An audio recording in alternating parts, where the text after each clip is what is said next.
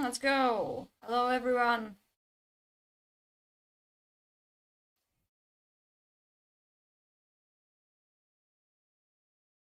No, mushroom, no. Oh no. Yes, a moment of silence for mushroom, which, by the way, once more people come, I'm gonna tell you something interesting that I found out in this week about what's happening with. Hello, Sarias. I hope your week was great as well. It was alright for me.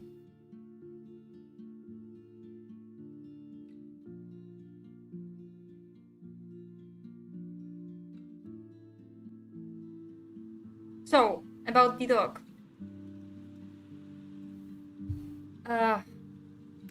I was actually trying really hard not to spoil myself anything. But the dog dies no matter what you do.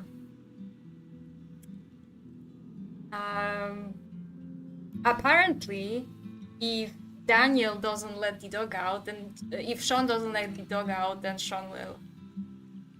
No, wait.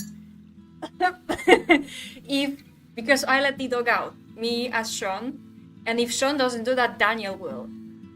That's what I wanted to say. So she dies no matter what. My speculation for that is that this episode was a bit buggy, and I think they introduced the dog and they realized that there's a problem of like animating it, and you know, she was causing all kinds of bugs, and it was maybe like difficult to keep her around, so they just killed her off. Even though like they're gonna go to their grandparents' house, and they could have left the dog there.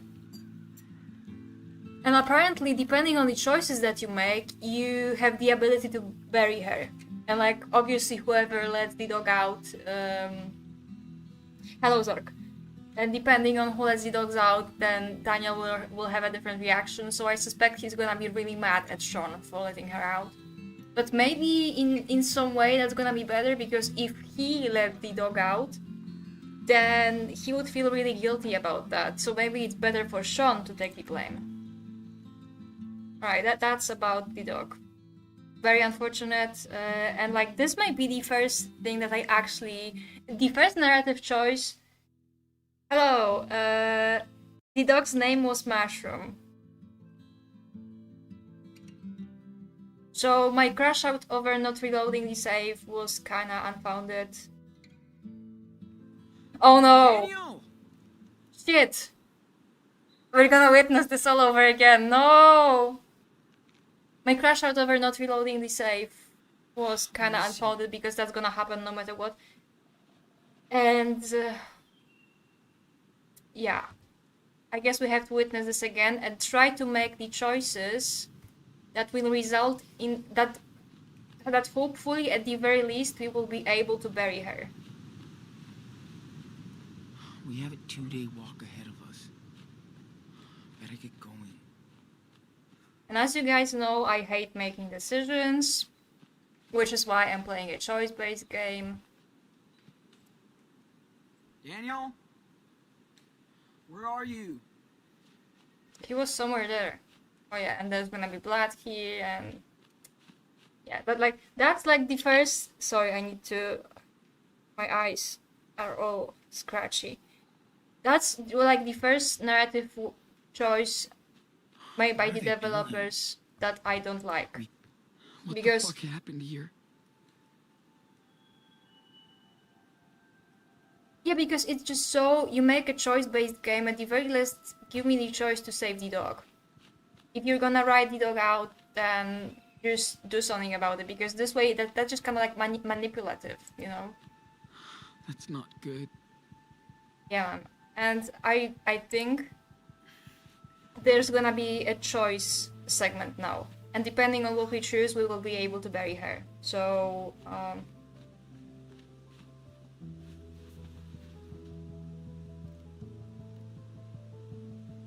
it's not a mountain, it's a Kogar, I think. I was wondering, like, what the fuck is this, a lion? Daniel? Fuck. Yeah, we've seen that already. Daniel, do not move. It killed her! She was my friend! Calm Oh, down, baby, okay? no. Listen. Leave me alone! No! Whoa.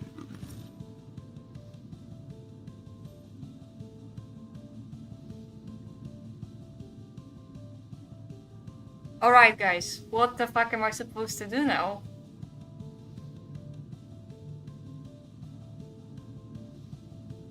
I think this is a situation in which we should use the powers.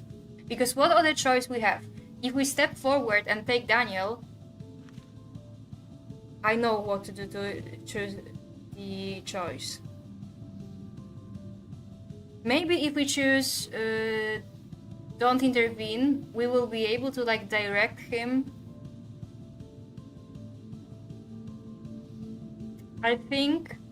Yeah, but it's an animal and doesn't know any better, but logically it can hurt us, right? And I read that depending on the choice you make here, you have the ability to bury Mushroom. And that will give us like a sense of closure, and especially for Daniel. Because as we already know, he didn't have that sense of closure with his dad, so at least with Mushroom. I personally think we should let him. But like, that's another thing. What if it's like that moment where like his powers fail him?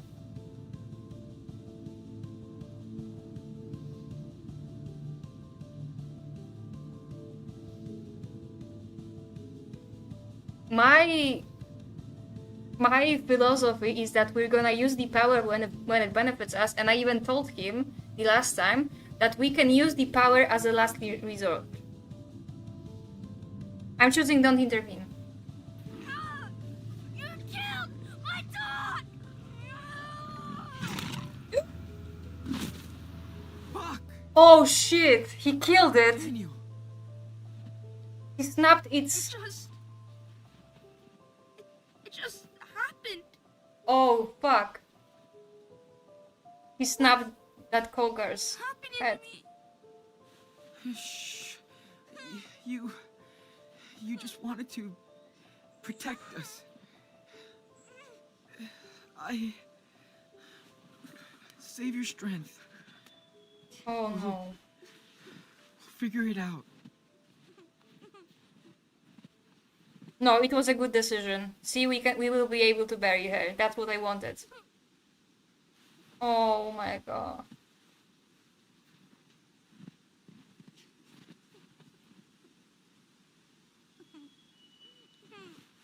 It's all right. I'm right here.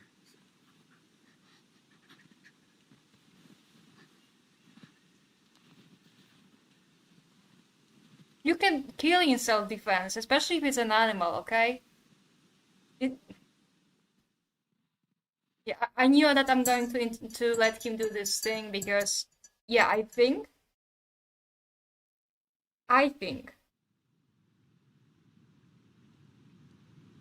Yeah, at least he's not mad at Sean. That's good. I think that if we have this power, we need to utilize it. And I think that if we didn't intervene, then this Kogar would just take Mushroom and, you know, we won't be able to bury her, and now they're gonna bury her.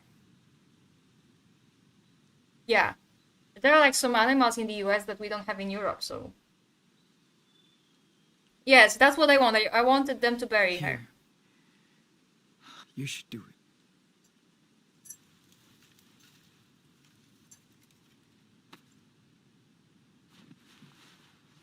Also, they're Christians.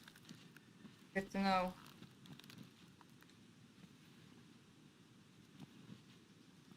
Man, that's so sad. Is that it? Well, unless you want to say something. Goodbye, Mushroom. You were such a good puppy. No, but I'll always remember. you guys clocked it the last time, I remember? Snow with you. And how you snuggled. And I'll never forget you. Never.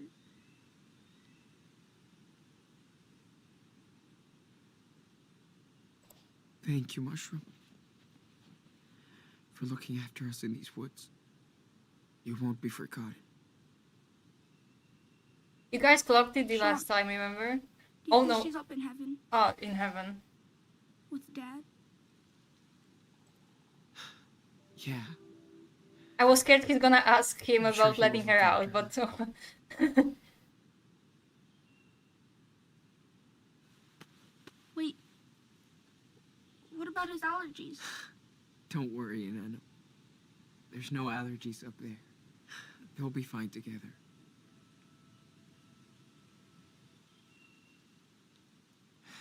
Okay. We should go. It's getting late.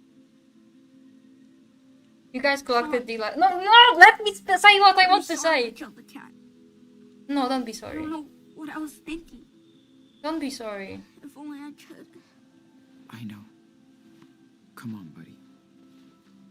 Because they were talking about, oh, we're so glad that the dog is here, and you guys were saying, that's suspicious that they are suddenly talking about that, and you were right.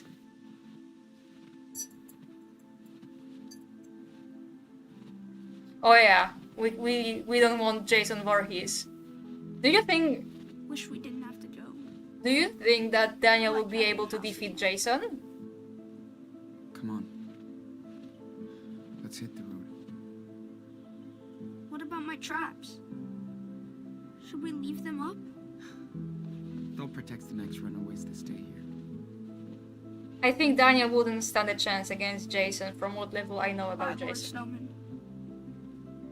You look after our mushroom. So long, my dudes.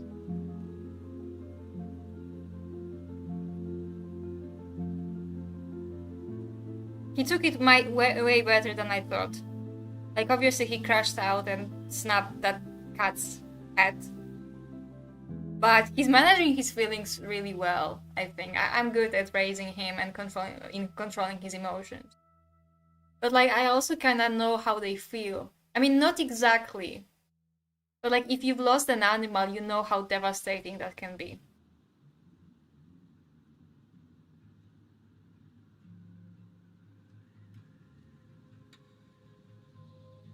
I can actually tell you guys the story when they finally are quiet for a second, so I can tell you. I had a cat that I've had for more than half of my life at the time. And he was like always very healthy, very strong, and all of that.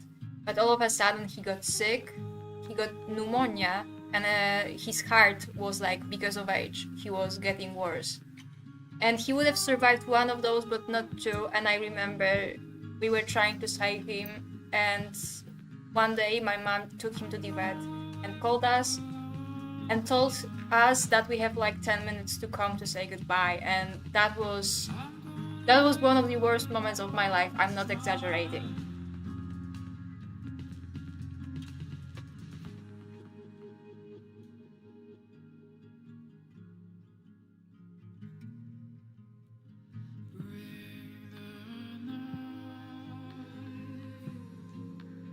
Yeah, thank you. It was like 3 years ago. But I still think about him, and like he was such a huge part of my life. Like I said, at the time, I was like 11 when I got him, maybe even smaller.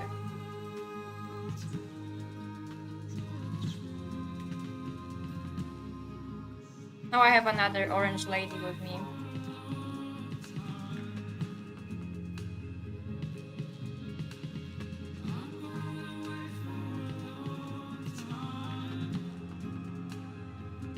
Oh, he's so depressed. Yeah. Yeah, like my whole family was crashing out because of that. It really was like losing part of yourself almost. Especially for me because like I keep repeating. By the time he died, he was with me longer than he wasn't, you know what I mean? He was with me for more than half of my life.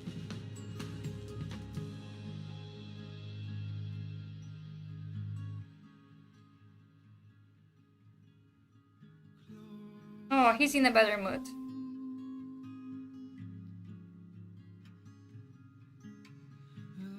Alright, now I wanna know what's Sean's issue with his mom.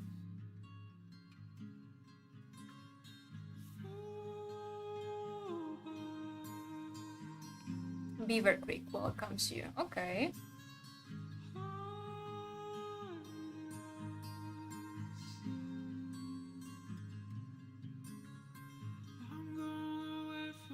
By a coyote. What is a okay. The only like the image of the coyote I have is like from Looney Tunes.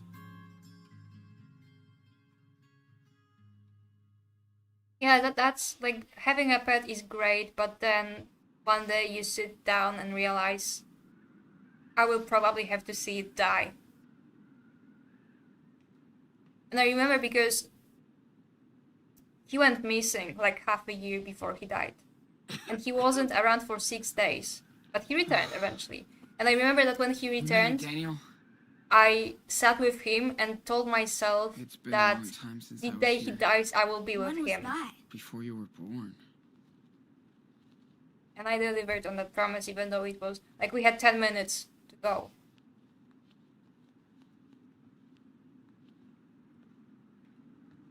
Come here. Like, Let yeah. me check you out. Claire likes everything super clean. Dad said she got pissed because he let me bring a snowball in the house. Alright. We don't want to look like total pigs. Nothing else we can do. Okay.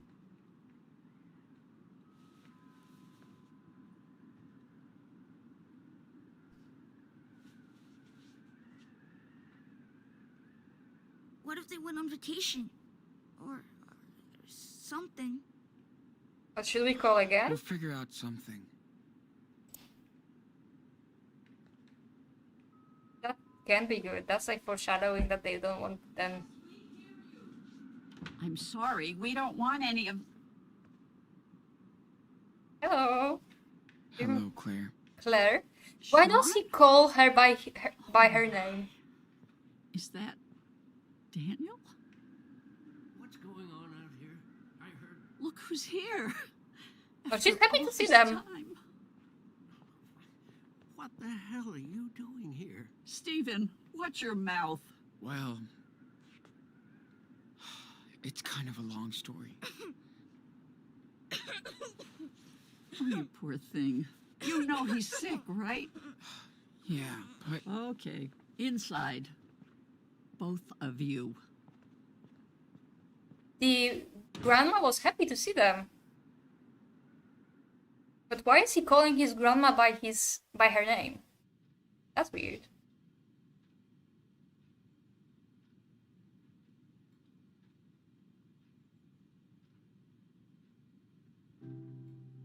I don't know if it's a good memory. I just remember that you were like repeatedly hammering the point home about how this dude is impossible to destroy, so I kinda don't fuck with those grandparents, like they're suspicious. But I was also suspicious of Brody. Their mom has to be alive, no Hey, other way. Is it warm enough for you? oh yeah, There's tension. See, there's tension feels between them. nice and toasty. I gave Daniel some cough medicine, but you should have taken better care of him. He could have been worse. You were lucky. Stephen, We may did I what we talk could. to you for a second? No, I don't trust them. I don't trust them, guys. Sean's mad.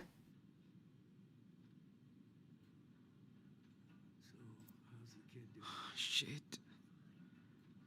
I'm so hungry, my belly hurts. Oh my god, no, baby. I remember that. I think it used to be in the living room. Maybe we should call. It's good to be inside. Finally. I just... Fuck. Did I make a mistake coming here? Feels so awkward to be here. There's an issue. There's something going on here. I looked at everything. Claire,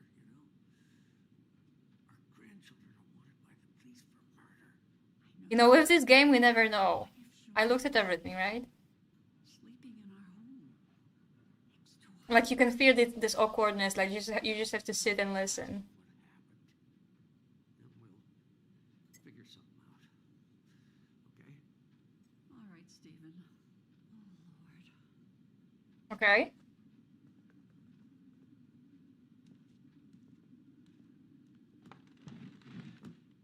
They must know what happened in Seattle, right? Are you all right, honey? You want more tea? Thanks. I'm good. Well, Sean, do you want to talk about... The police called us a few weeks ago. They're looking for you as suspects in a homicide Homicide? and for assault and robbery in a gas station. Shit. That was a mistake. We shouldn't... If No. I knew... If you want us to help you, did you hurt that police officer in Seattle? No, of course not.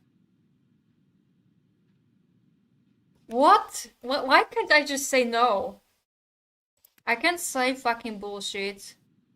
I can't say seriously. The most neutral answer is I don't know. And that's kinda true, because technically, yeah. Daniel fucking wrecked that guy, but no, we have to mind our language. We can't be combative. I don't know.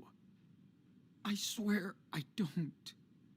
Too much happened and I'm trying to figure it out, but all I know is that he shot Dad. And now he's gone. Oh, sweetie. We are so sorry for what happened to your father, but why did you run away if you're innocent? What the fuck?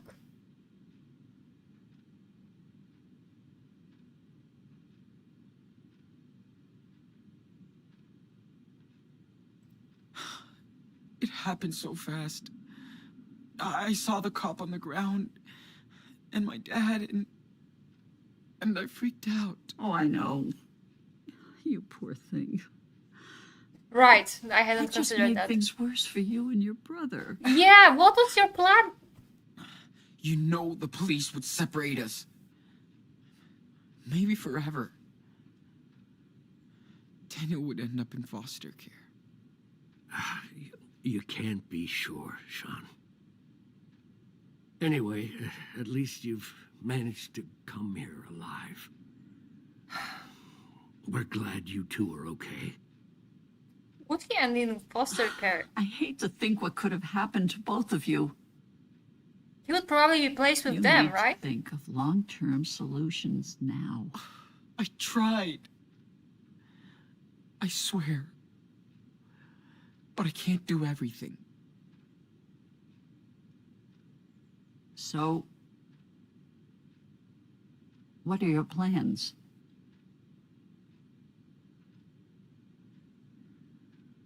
Should we tell them the truth? Should we tell them that we plan to cross the border? Yeah, that's what I thought. Before putting him in foster care, they would put him with them. And considering that Esteban probably has family in Mexico, then they are out of reach. He would put... Yeah, I'm trying to figure it out. I don't trust them I with the just wanna knowledge. watch out I for don't trust Daniel. them with the knowledge of going to Wait Mexico. for him to get better I don't trust them. before we take the road again. How can you look out for your brother if you're both running from the police? I don't trust them. You two are gonna stay with us. Oh, Stephen. Maybe we should...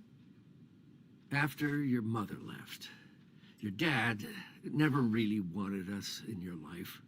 I can't blame him. But you're still part of our family, and we want to prove it, okay? I don't trust them.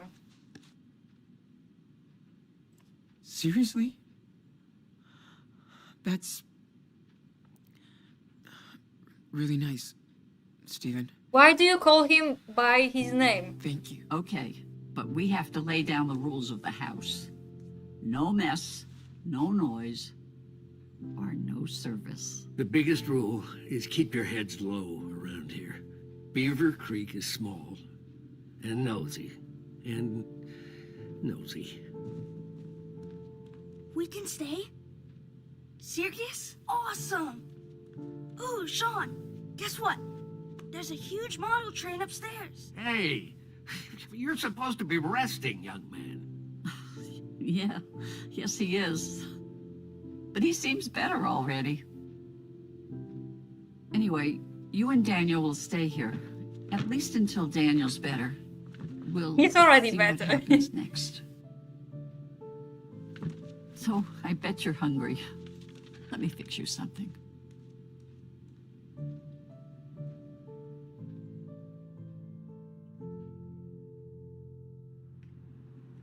I don't trust them.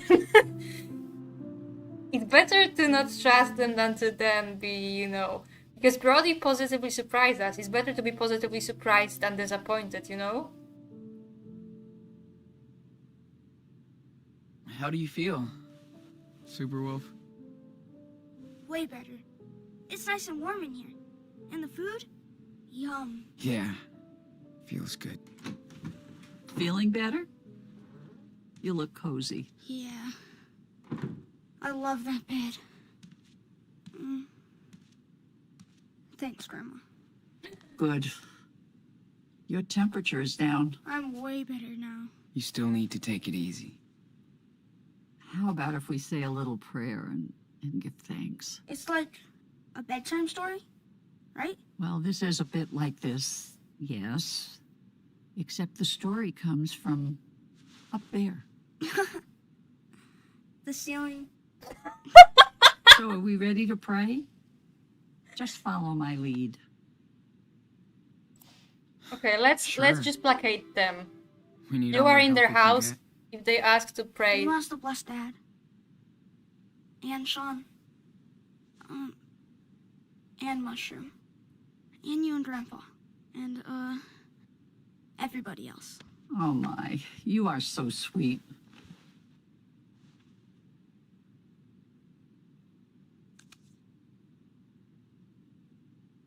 Thank you, Lord, for Maybe bringing they are just Sean and Daniel estranged. safe and sound into our house. Take care of Esteban and Mushroom. oh, she remembered the name. Please. That's a good sign. Give us the strength to get over the hardships of the past. Yeah, I noticed that too. And the trials yet to come. Amen. Amen. Amen.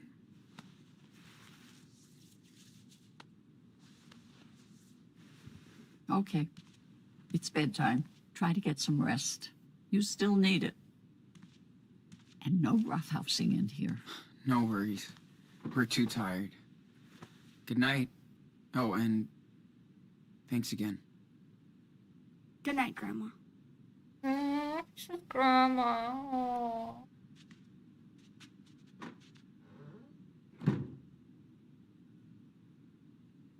Daniel is such a good kid. Like, he gets along with everyone. Feels so nice to have a bed again. And a bathroom. I hear that. Plus, you don't smell anymore. Whatever. Well, Claire seems pretty caring. And nice. I guess Steven is too. I hope we'll be fine here. I think Don't so. jinx it. And the more important thing is you'll have time to get better. Sean? Are we in Mom's old room? Nah, I don't think this is the one. Not from what I remember. But it's been a while. Could we check it out tomorrow? Maybe find some of her stuff? Why would you want to do that? I just don't know anything about her. Daniel, I understand. But we need to focus on where we are now. What's the deal with and your where we mom? have to. Mom left us. She left them, but why? She made her choice. We gotta make ours. And we can't keep going back. You know what I mean? She's a woman in male-dominated Yeah. spaces. I guess. Hey, man. You've been doing so great with your... well... you know. I was wondering... how do you do it? I don't know. I concentrate and it just happens. Wait. Does it hurt? Nah. It's kinda itchy though. And exhausting. Sorry. Anyway... remember the rules, right? We really don't want Claire or Stephen to start asking questions. I know. Don't show, don't talk. Just keep that in mind and everything should be fine. Sleep tight, little cub.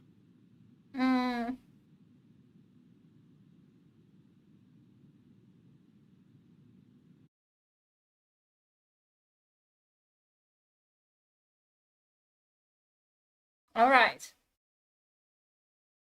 I want to find Karen's room. Karen was her name, right?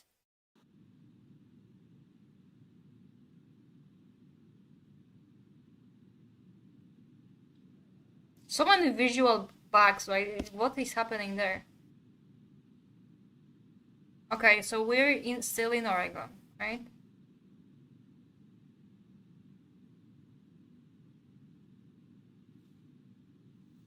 And where did he go again? He has a different shirt. So it's been like a few days at least. Hello.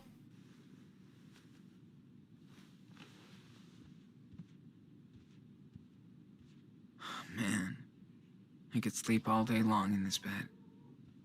But I'm way too hungry. It's cool Claire dug this up for us. Dad's such a baller in his suit.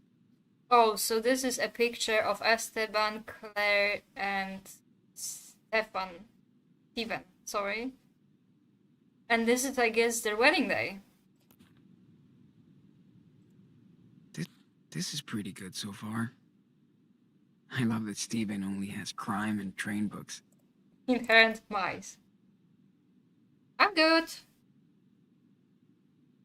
We're gonna talk about Jon Snow after I get bored of the game, basically. So yeah, in half an hour, maybe later. Hello, Sinitoras. Man, I miss that dirty little dog. So much more than I thought I would. Oh, how was the market?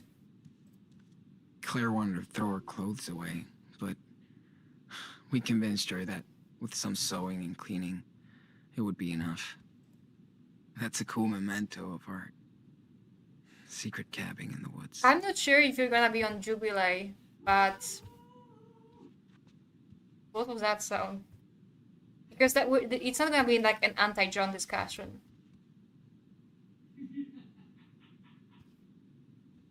Oh, I would kill for some mulled wine. Can't believe we actually spent a month out there by ourselves and survived. I used to make it by myself, by the way.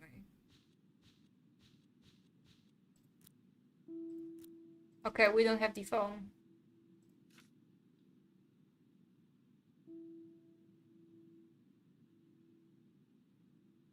No, mushroom, no.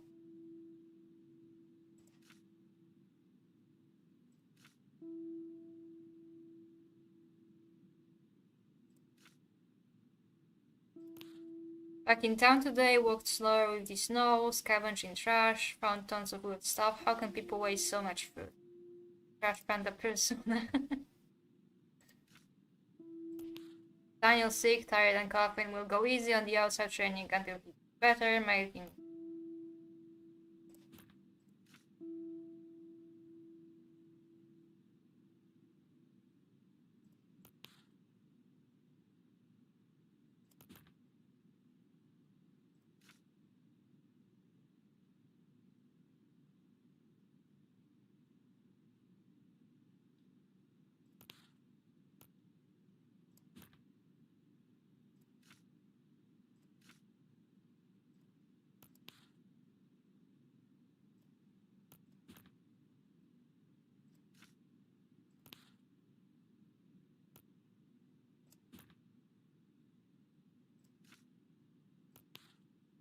Dan getting better. He's eating like a horse. Guess that's good. Been hanging out with CNS a lot. Pretty awkward after all these years. They walk on eggshells not to talk about Seattle or Karen.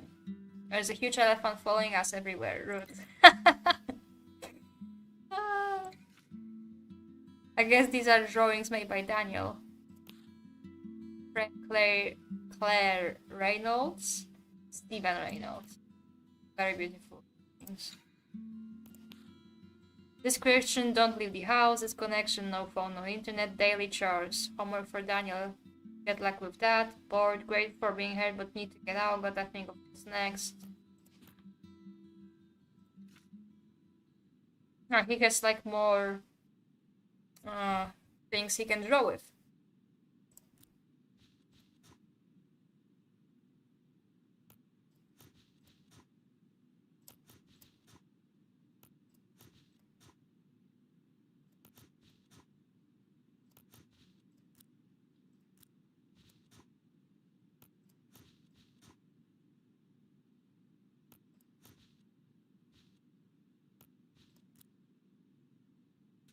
What else?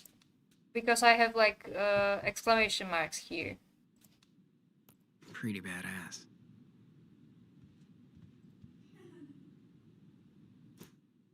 Oh yeah, that's his inventory. Doesn't have anything fucking useful. Daniel was training his precision with ease. Fucking awesome. Yep. Daniel knows how to milk Grandma for toys. Good. Grandma is He spoiling them. deserves That's to be good. spoiled. That's good. That's good. They deserve that. Daniel looks like a total thug in his new pajamas. Right. Where's... Okay, get dressed.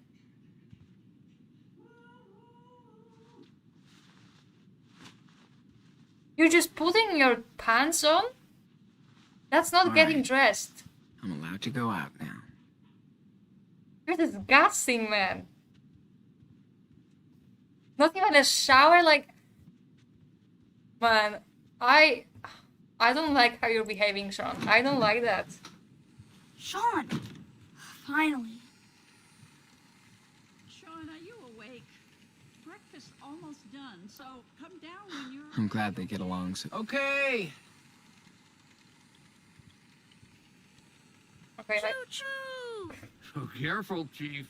They're going too fast. We have to. yeah, We're let's late stop on this schedule. here. What's up? Ah, look who's here. But you're too late for the 9:15 express. It's okay. I'll take the next one. How do you know will he leave was a after breakfast. firefighter? Don't be late this time. I won't. How do you know he's a firefighter? How did you deduce that?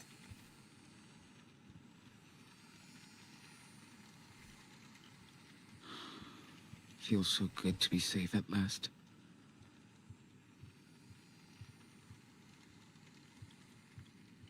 Fuck. I broke this thing like 10 years ago. I Alright! can't believe they fixed it. Fire department, And right. kept it.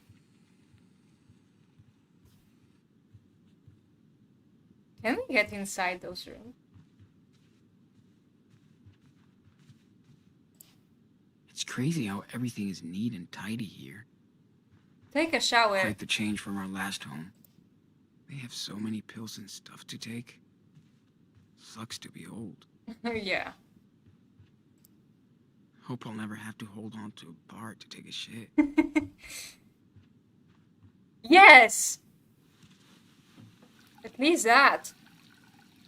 Oh, man. How did we survive for weeks out there with no hot water? I used to hate brushing my teeth. Just like Daniel. Now I can't get enough toothpaste. Saw some teeth in there a few nights ago. I wonder if it's Claire's or Steven's. Wow. They sure did stock us up on clothes for the winter. They seem alright, but I still kinda don't trust them. Can't he take the shower? Okay, at least he washed his face. Have some decorum, man. Oh. Better not sneak in. They won't like it. Okay, so this is the bedroom of Claire and Steven. So this has to be Karen's room. Are we ready, guys? It's been locked ever since we Oh. got here. Fuck you! I kind of don't give a fuck. What I do? Don't talk to me. What's going on? Okay, let's go. I think we watched everything. Let's go downstairs and talk to Claire. I have no idea about Better super hit the chat or kitchen anything. And Claire's besides, waiting for us. this live stream is demonetized by default because of the copyrighted music. Someone told me that you can have like a live stream mode where you have different music that is not copyrighted, but I want to have a full experience with the music and everything. Okay, never forgive, but I want to know what's the deal. I don't want to go outside. Maybe I can draw? Steven doesn't like us in here when he's away. Okay, I can't go outside.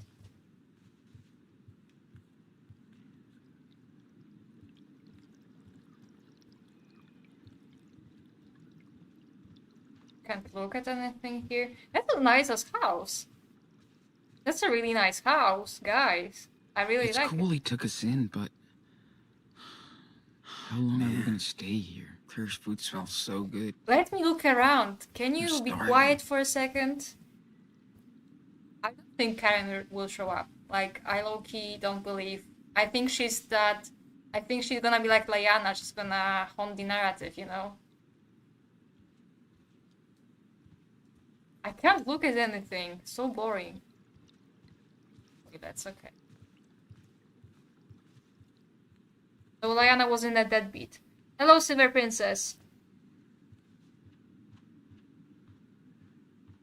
Well, Lyanna wasn't a deadbeat because, like, she fucking died, so she didn't even get to be a deadbeat. Oh my, look who's awake. Okay, I Good guess we morning, have no sleepyhead. choice but It's to that talk to her. bad. Feels like a cloud. I know. Daniel, breakfast time. Your brother is ready. Grandpa showed me a boxcar. Stephen, your grandson needs to eat now. You can show him the boxcar later. I love how they're getting along.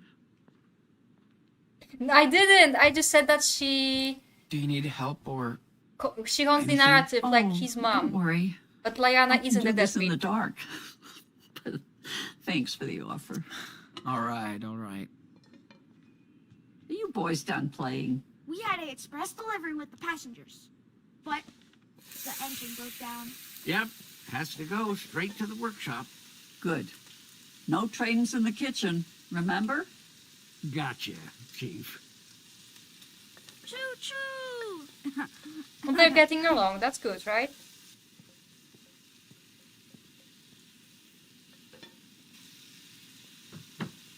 Ah, sugar.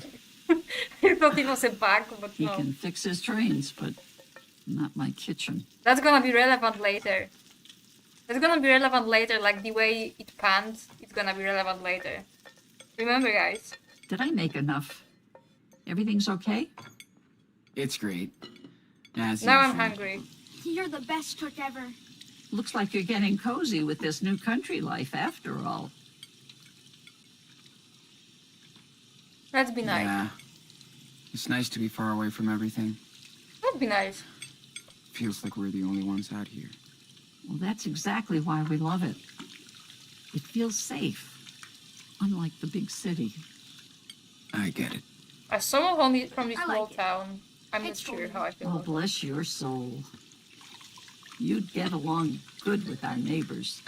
We try to lend a hand, like to Charles next door.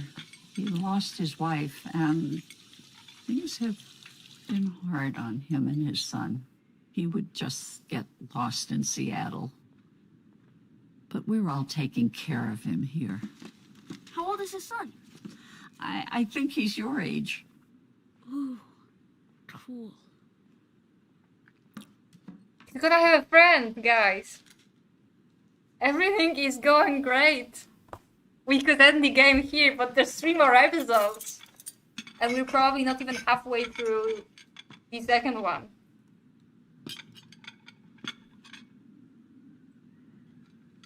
Hey! No! No!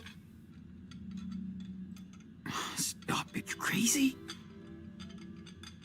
Hey, what's going on back there? Nothing. What did I say? Oh, I thought Stephen was a fast eater. Hey, Grandma, I wanted to ask you something. About that locked room upstairs. Don't say anything. No! I told you there is nothing to see in it, Daniel. Why were you in it this morning then? Because there's a lot of old junk in there. And besides, it's not safe for you to explore, okay? But we'll be fine. Why don't you go explore outside? You sure look like you're getting better. Get some fresh air. I'll wait for Sean, and then we'll go. We won't be loud. Promise. But be careful nobody sees you. Stay in the back, okay?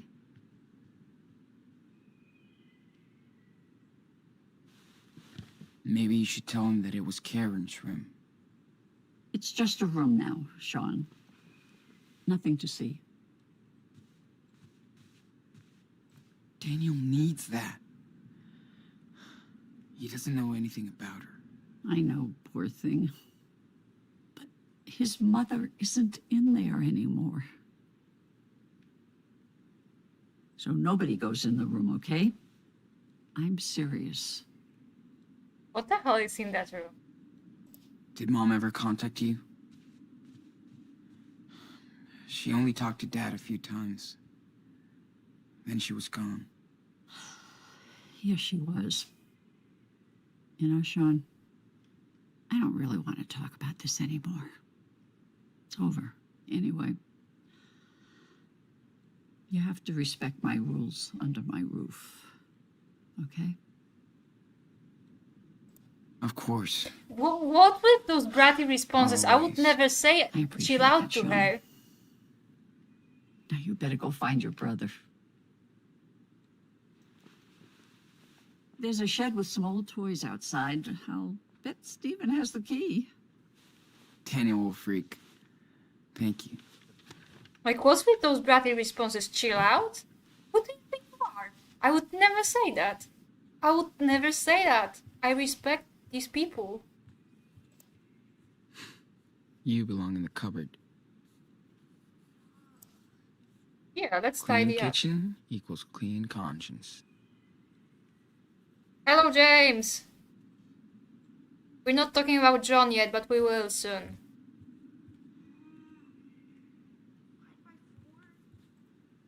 Recipes. Claire could totally be on one of those cooking shows. She would be brutal. Did you guys know that my cousin was in the Polish edition of MasterChef? Yeah. Pretty different from the one we had back at home. Vacuum, fold tower, fix strawberry, tidy room, put clothes in washing machine, hug grandparents. Oh, hug grandparents. Claire, everything else. You see that? You see that? That's the exploitation of women's work. That's the exploitation of women's work. If my son told me chill out, I would hurl a slipper at him. Come on.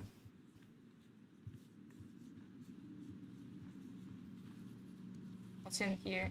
I better catch up with Steven and get those keys. I know what you're supposed to do. Daniel's going nuts in here. Is it... Shoot. I don't know. Okay, what's in there? Good. Like for the apocalypse or something. Hate this. This is fun every once in a while, but it gets old every other night. I'm done. I don't know when Daniel will be able to go back to his school. I had the option to look at him. Sit down. Sit the fuck down. I want to help you with your homework. Why are you going away? It's weird. Sometimes I feel like We're complete. What pisses me off is See that you tonight, he's buddy. yapping in his head and then I click something and I stop him mid-sentence.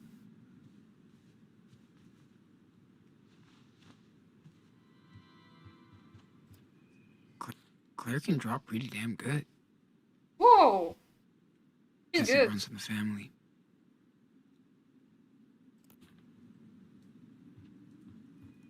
Board game workbook. I wanted to help Daniel with his homework, but I guess he just gets up and leaves because I dared to want to look at the game board first. I get why they love their town so much. It's kind of cute. What's even the point of having so much crockery? What is crockery? Like it's like tables and all that. I know this under the...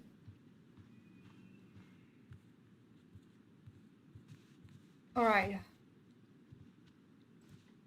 It's cool that Claire does her little paintings.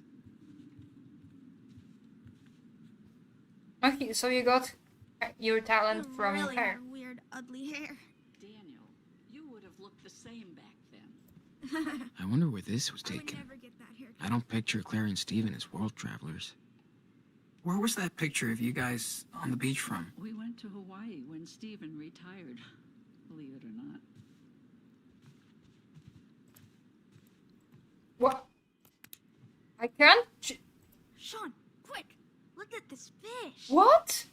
I was not able to choose. It's so beautiful. I can't focus. Everyone is talking. Ah! Dude, come on! Whoa. Look at all these decorations. That's so cool. He's overstimulating me now. I'm angry.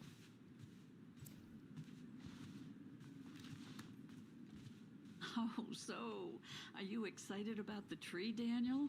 Of course I am. I heard Claire rehearse some songs. She's got the groove.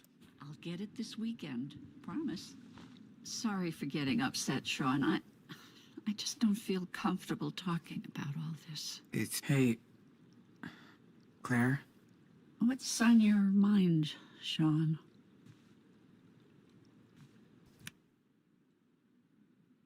Fuck.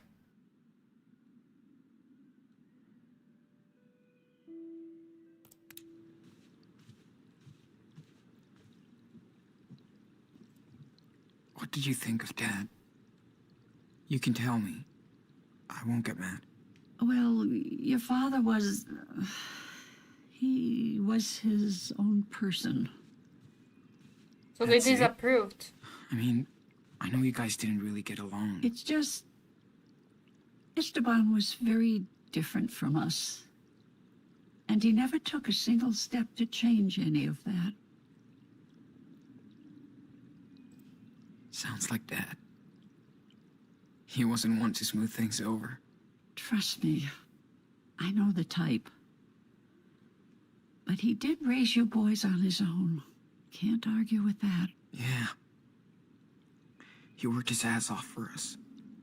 Wish I realized that sooner. Don't worry, Sean.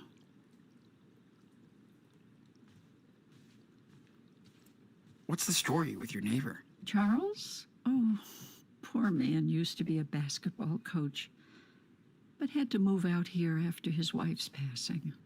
He's got a job at the rail yard now, and, well, he's still recovering. Wow. I mean, that's sad. We tried to give him a hand, keep an eye on his drinking problem. Oh. His son Chris is a little angel, though. I think he could be a good influence on Daniel. This boy has spent too much time on the road. Yeah. And I'm not always the best role model. You're trying. Come on. How long have you and Steven been married? Oh my. Forever. But a good forever. Aw. Almost 40 years. Wow. Man, that's more than twice my age. You both were married during Y2K. Thanks for making me feel even older. I assume you must have a girlfriend or... Yeah, I also think that there's an issue. They didn't like him because he wasn't white. That's also the impression I got. Not really. I'm not much of a player. With all this going on, I don't even think about that stuff. I understand. I'm sorry, honey. Oh, she called him It's honey. not fair that you have to deal with all this. Things will change. I hope.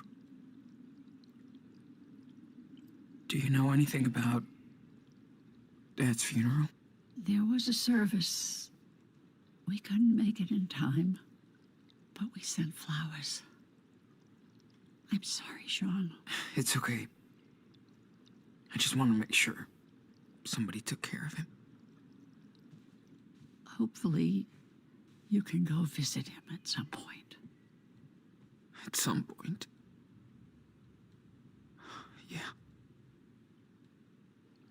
Okay. Well, thanks, Claire. You are very welcome. I don't know what to think about It's them. always a pleasure to speak with my grandsons. I don't know what to think about them. Like, I'm very conflicted about Claire. Claire seems alright. It's kind of Steven that I don't trust, but I don't know why. I'm glad I picked these up. Gives me something to work on when they're all watching TV. Such a big fireplace. And not even needed. That's luxury. Man, can you imagine watching a slasher out here? Deep in the woods. No one around. No way. Too scary. Hmm. Feeling of love. Passion princess? Escape to pleasure? Man, does Claire read all these? Oh, we can draw. Okay, let's draw. Hey, I want to be in your drawing. Oh, yeah. Oh, don't draw me like this, Sean. I'm a mess. Don't worry. I'm drawing the whole room. Good. I've looked so enough. Nice to see you. Time to draw now. You're so passionate. I'm not moving. Hope I look good. Okay, how do I... Ah, poor man. We've all been there. Well, I want to observe more. I'm not moving. I know. Hope I look good. Okay. I want to add more details.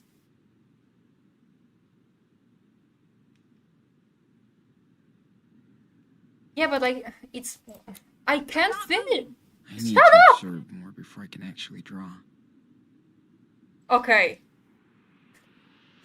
I crashed out. Sorry, I'm a bit overstimulated because they are all talking. Cool. I think I'm ready to draw this. I'm not moving. I Hope I know. look good. Shut up. Okay. Claire. Hold and observe. I'm not moving. Hope I look good. How many Time times to do you take the repeat pen, that?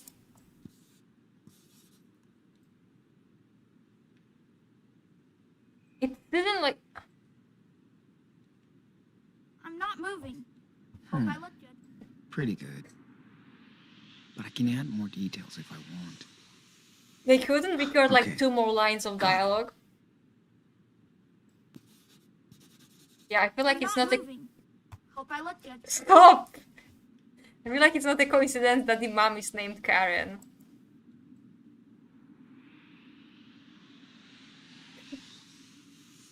I'm trying, enough. okay? Time to draw Hope I now. look good. Never really thought of it that way. He can be overstimulating, let's be real here.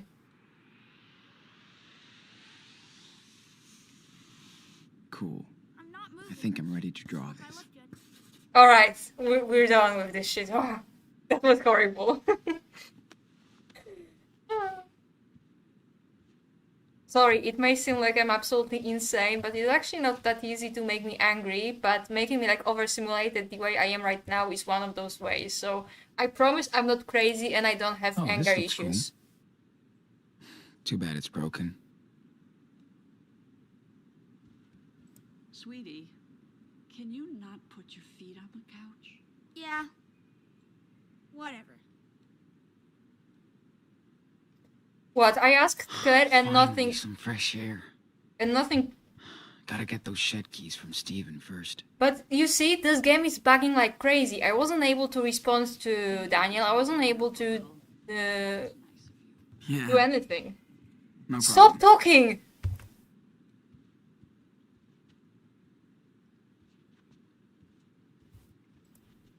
Tried one of Claire's books yesterday. It's basically a telenovela with white old women.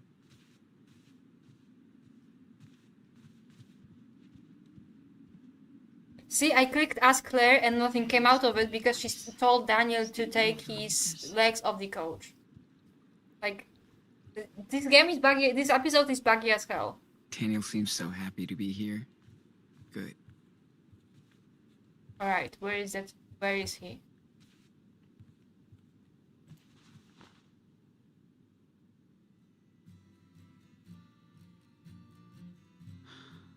It's so weird to be back here again.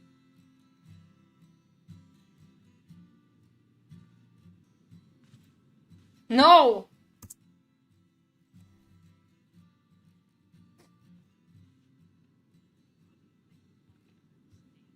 They're kind of ugly. You should. Gee. Don't know why crooked frames stress me out like this. Okay, so it's established that it's a no-go zone. This used to be Karen's room. Wonder what they've done with it. I basically wear earplugs all the time. Like 24/7. I sleep with them and I sit with them all the time. Which is why I'm crazy, you know? Okay, where's Steven?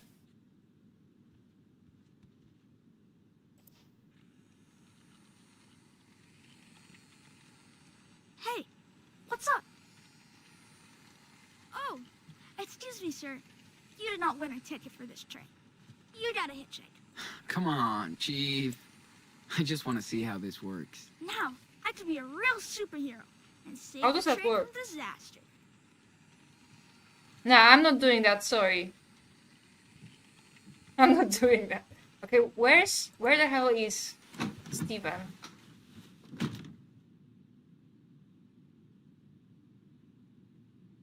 Oh my god. I didn't know that, princess. I'm sorry. Where the hell is Steven?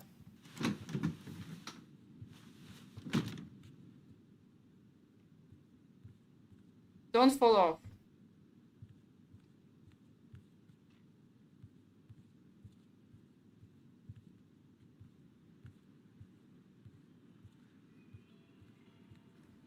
Okay, here he is.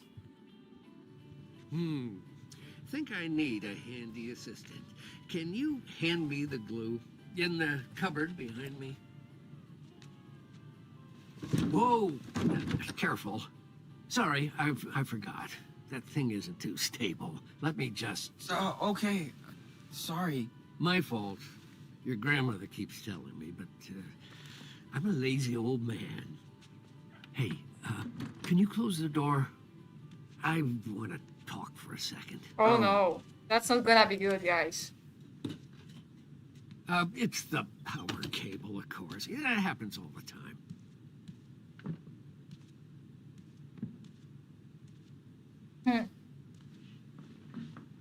So, listen, I've noticed things with Daniel. You know what I'm talking about. Oh, don't you? damn. Oh, damn. That was... I didn't expect that.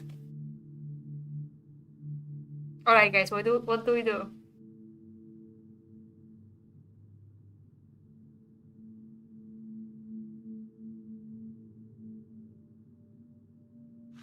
Because, the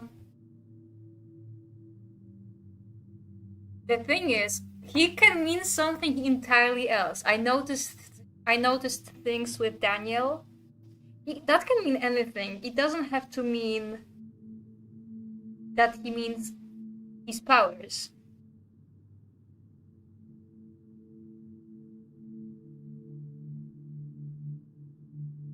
I'm leaning towards hide the secret. What do you guys think? Because as you know, I hate making decisions, so you need to emotionally support me. Did he have the opportunity to, like, see? Like, I know that Daniel was fucking around with those powers, but...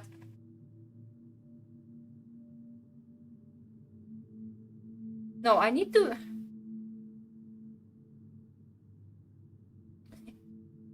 One thing to consider. If I tell him the truth, I will be able to explain to him what exactly happened in Seattle. But... these are white people. This sounds absurd, but I don't trust them. Precisely because they are white. They're gonna snitch them to the police if I tell them. I have this suspicion.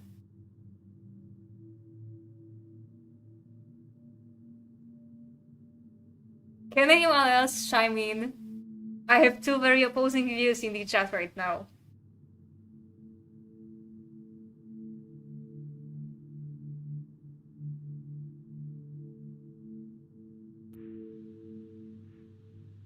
I noticed things about Daniel. What else could he mean if not that?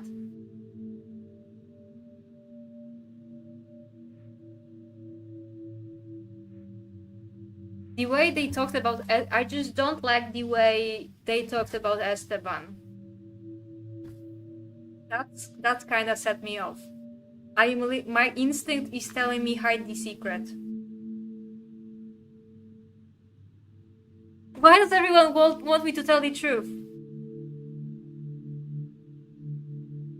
My instinct is telling me hide the secret. I don't know why, but the moment he said that, I thought hide the secret, and I'm usually pretty good at, like, you know, instinctual thinking.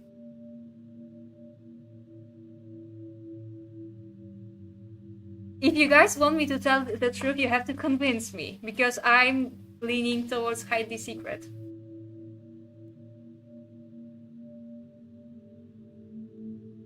This is stressing me out, guys. Why am I playing a game like that when I hate making decisions?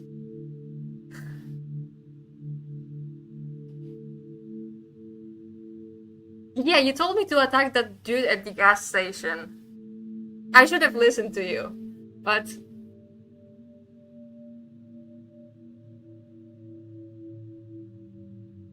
If there was not a possibility... Listen, I have an idea. I noticed things about Daniel. He assumes he means the powers, but that can mean anything. And it gives me the option to hide the secret because he doesn't actually know. That's why I'm hiding the secret. Fuck you. I'm sorry. Not really. What things? Well, I'm not sure how to put it. Like, some kind of invisible force. Shit. A holy gift or something. Yeah. Daniel likes to pretend he's got superpowers, but that's it. That's it? Okay. But be careful, Sean. You know, he's still so young. Sure.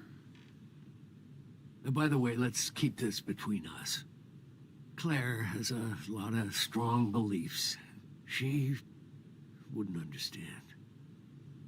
She adores Daniel and just wants both of you to be safe and happy. So he did realize. What I'm trying to say is, maybe you should stay here with us. I know you boys plan to run to Mexico. I didn't tell him that I plan to go to Mexico. We have a home in Puerto Lobos. No, that's not what I wanted to say. I didn't listen to Dad him. wanted to return there.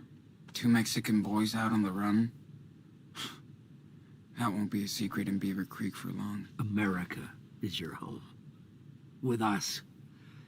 And you have to think about your brother, you know, his future, all that stuff. It's too dangerous for us to stay here. And for you guys too. It's dangerous to be on the road. Do you think father would have wanted this for his kids? Of course not. But everything's different now. I know. I know. Well, just think about it. But don't torture yourself. I will. Hey, Claire said you had the keys for the tool shed? Oh, sure. Here. You guys know enjoy what? The sun. I think he noticed because Karen had those powers And as be well. careful with that shed. It's probably a mess inside. Thanks. How else would he notice? Karen had those powers as Good well. to see you in my lair. You know, you were afraid to come in here as a kid. Really? Why? No idea. But you're a big boy now. Okay, do you guys Take a want... look around. I won't eat you. Cool. Be quiet for a second. Do you guys want to play for a bit more, or do we move to the discussion? Okay, have a nice day, night, whatever. Are we continuing playing, or do we move to the discussion because it's been an hour? We still didn't find out what Wow. the issue... Is that you? Yeah, that was taken when I retired. The mayor came to congratulate me himself. That's awesome. Yeah, really great day. I wish you'd been here. Okay, are we continue play? Do we continue playing? Discussion. Okay. But did you guys see? Was there an autosave? After they finished talking, because I didn't see. Okay, I will finish the game after I see the next. Karen. After I see the new save point. Okay? Oh, you found this. I just forgot to. It's okay. It's been a while since I've seen her face. She's a body. Yeah. I like taking a look at it from time to time. Doesn't it hurt? Yeah, it does. But she's still my daughter, you know. I can't approve what she's done, but I think I understand. Okay. Good. That didn't take a lot. I don't. Yeah, I'm sorry, Jon. Please don't. Please don't say anything to Claire about this, okay?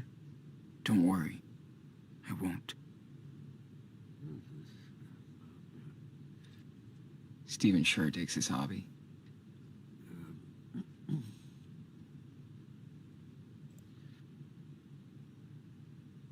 Well, I'm sorry, Jon.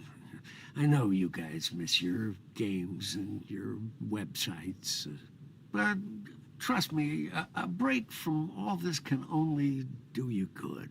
You know, and it's safer that way. Yeah. I know.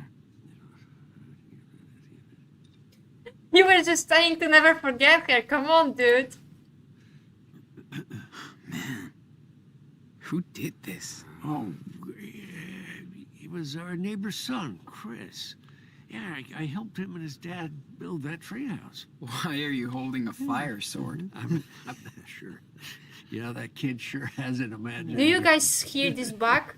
He's like mumbling to himself and also talking to me at the same time, and that's super annoying. Like this episode is so buggy. How come you have a disco ball? Are you like throwing parties and stuff? No, this is a souvenir, you know. I actually met your grandma during a disco night. Wow. Claire told me you guys had been married for like 40 years, so it kind of makes sense. That sure was a long time ago, but we Okay. stuck together, you know, through thick. Yes, there's the autosave. There you are, Sean. Got the key? Hey, I have to go out and run some errands. Can you do me a big favor? Do you know how to work a washing machine? Alright, we had the autosave, so we're quitting. And as usual, as I quit, there's a short break, and I'm going for a cigarette.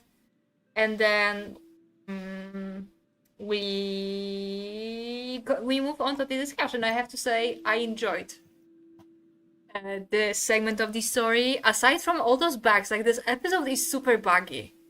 Maybe it's just me, but they were talking, interrupting each other when they shouldn't. There are some weird bugs with lights and all of that. But overall, I feel like the story thickens. And yeah, it was interesting, the choice we had to make. So yeah, rest in peace, Mushroom. We're gonna continue this next week, but the plot is beginning to like thicken, as they say. Sorry for being a bit overstimulated, but these bugs were just driving me insane. Like I said, it's not easy to make me really angry, but it's just like those little things that piss me off. So yeah, quit game. I'm putting some music on.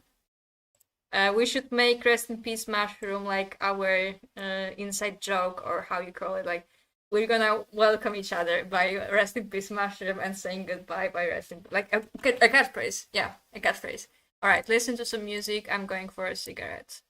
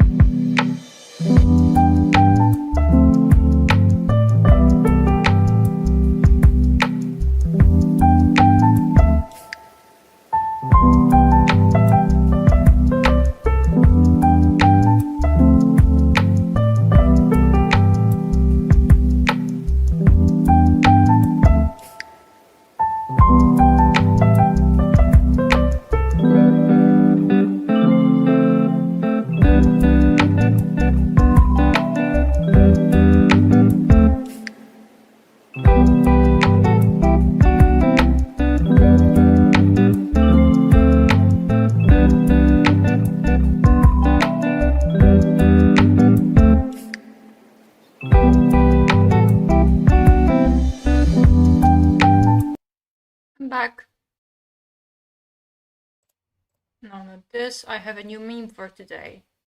Yeah.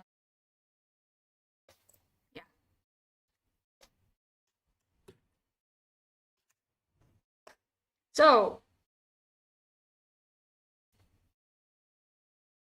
time for some Jon Snow slander.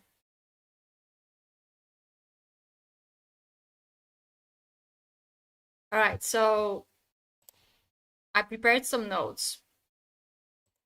And they're not as thorough as I wanted them to be because I got sidetracked. But this subject, the idea for this discussion was raised by Sintoras during the last stream. Shout out to them. I actually wanted to make a video about this, but I kind of lost steam. This happens to me a lot. I have like 11 drafts. Some of them have been sitting in my Google Docs for like 2 years or so. And ultimately I decided not to make a video about why Jon is not Azor Ahai because it came across as too rage baity and there's just no productive discussion with Jon fans regarding the subject. I've been here many times, mainly on TikTok, but here it's all amongst pals, so I think we will be able to have some productive discussion about that. Why I don't think Jon is Azor Ahai. And to start this discussion, I want to talk about the myth of Azor Ahai from a slightly different perspective than people usually talk about this subject. Because people focus on like the contents of the prophecy, but not about what caused like the rise of this prophecy in the first place. And I came to the conclusion that the Long Night, Azor Ahai, and all of that is basically the in-universe flood myth. So Azor Ahai is a prophesied figure that will lead humanity in times of darkness, right? And what I noticed when I was researching is that there's a parallel between the legends of the Long Night and what we have in our culture, or rather our cultures, and that is the flood myth. There's this thing in our world, in various mythologies and religious beliefs around the world that repeat themselves, like figures, events, archetypes, all of that. And one of those is the flood myth. Exactly as the name suggests, various religions across the world had the myth of the world being flooded. And that makes sense because floods in general are kind of cataclysmic even today. And they were probably even more cataclysmic before we had the technology to successfully combat those. And from that very little research I did on that, there was probably like an event that affected the entire world that caused the rise of this myth. There was probably a flood that affected the entire world, and there is a hypothesis that there was a comet that almost hit the Earth, and that caused the flood. It's not confirmed, it's just like something that I saw. And it's interesting because we also have a comet in the Song of Ice and Fire, we will get into that. And of course I have a picture of the...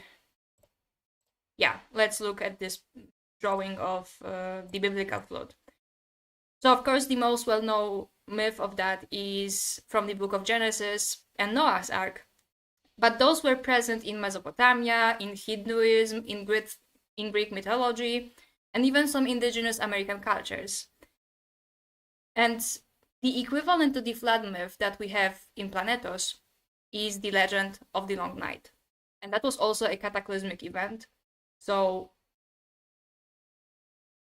and the most important thing is that in all of those cultures around the world of Planetos, there was a figure of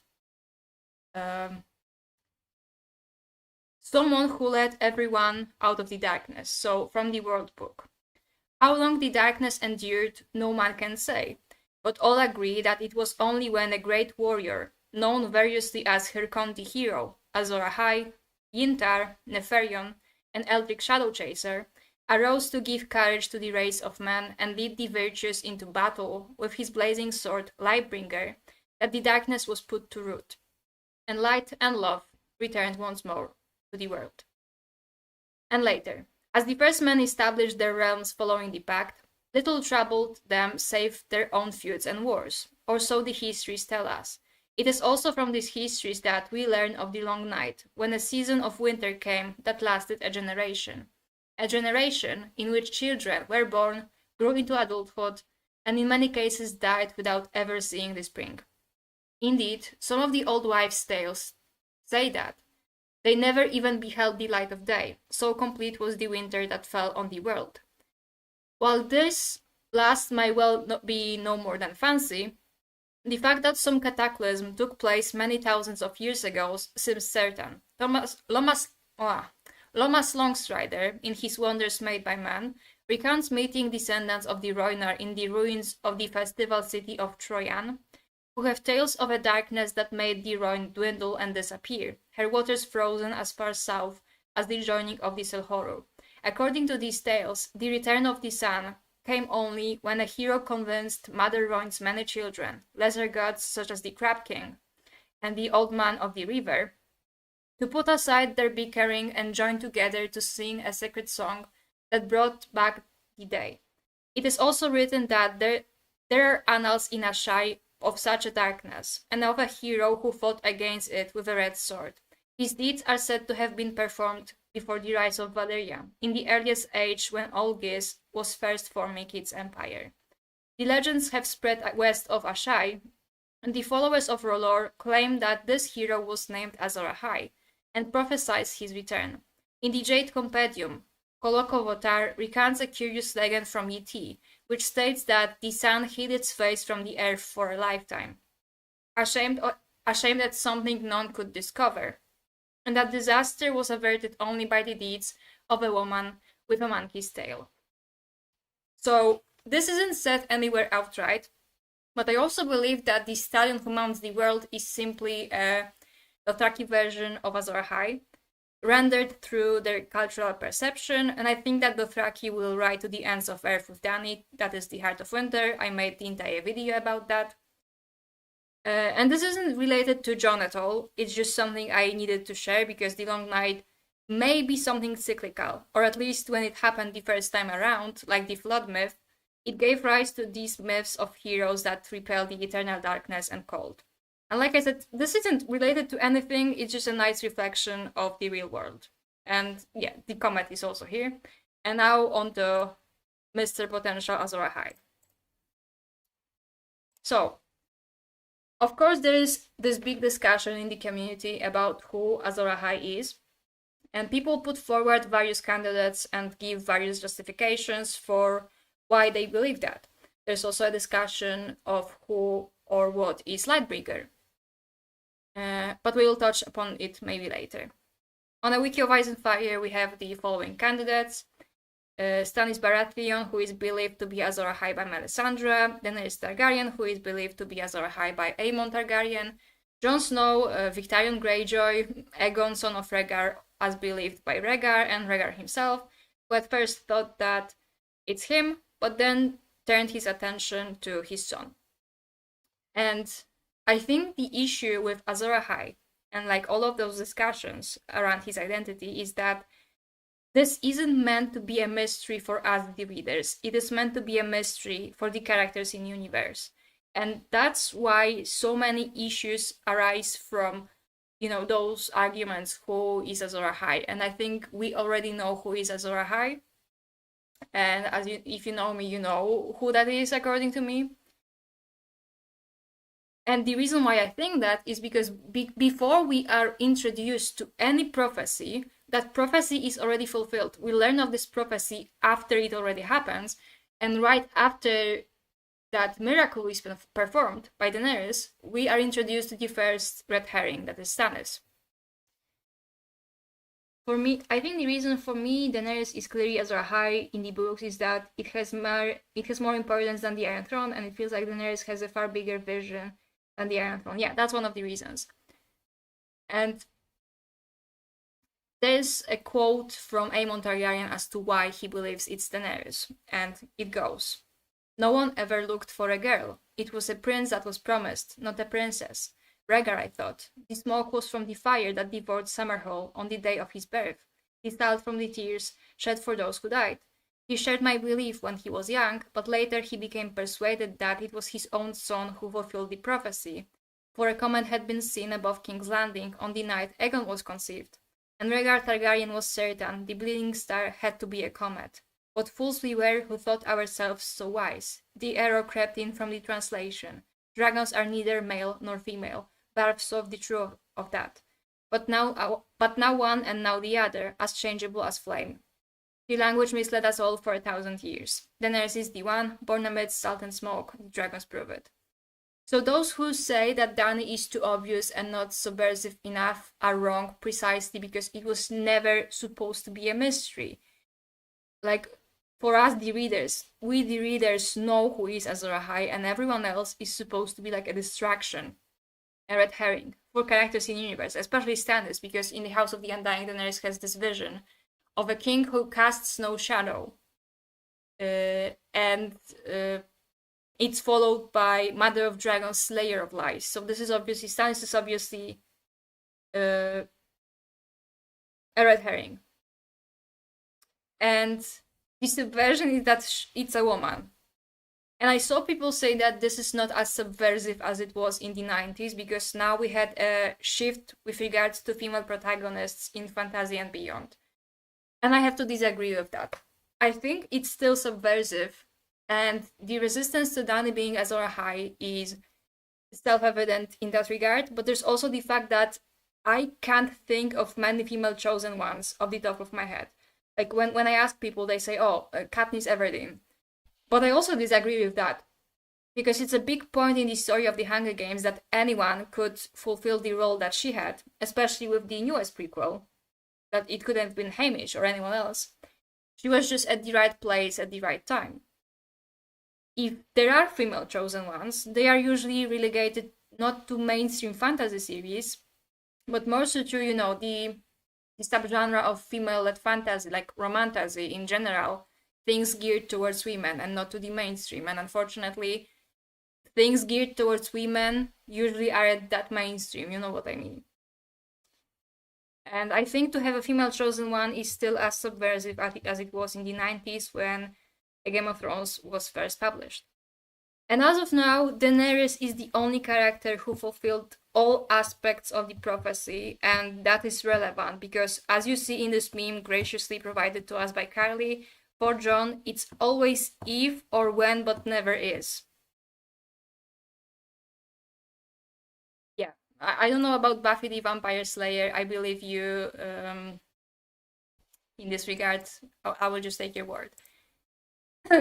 But the funniest thing is when the same people who say that, oh no, Daenerys is too obvious, is that Jon is even more obvious, because he, even according to George R. R. Martin, is the most traditional character in the cast, and he has like all the possible markings of that chosen one hero, like special parents, like mystery surrounding his birth, being a secret prince, all of that. So that's even more obvious. But we will discuss like the gender aspects about it later on. And like I said, it's always will, if and would, but never did or does. So whenever you ask people, hey, what's your proof that it's Jon, that's Azor Ahai? It's always in the conditional clauses or in future tense. He will do this and that, just wait. But the thing is, we have no idea what's going to happen in the Winds of Winter. Like, none of us can predict that. That's an issue.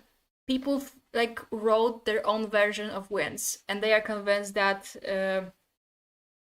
what they envision is gonna happen, and then boom. I suspect that when the book comes out, like 90% of those popular predictions are gonna be just completely, and people are gonna have crash out. And that's a downside of the fact that we haven't had a new book in so long. Hello, Feli. Yeah, like for me, Daenerys being Azor Ahai is self-evident, and if she's somehow the red herring, then alright, I guess. It just would piss me off, not only because I am a Daenerys fan, but because all of this setup and would not have any payoff. So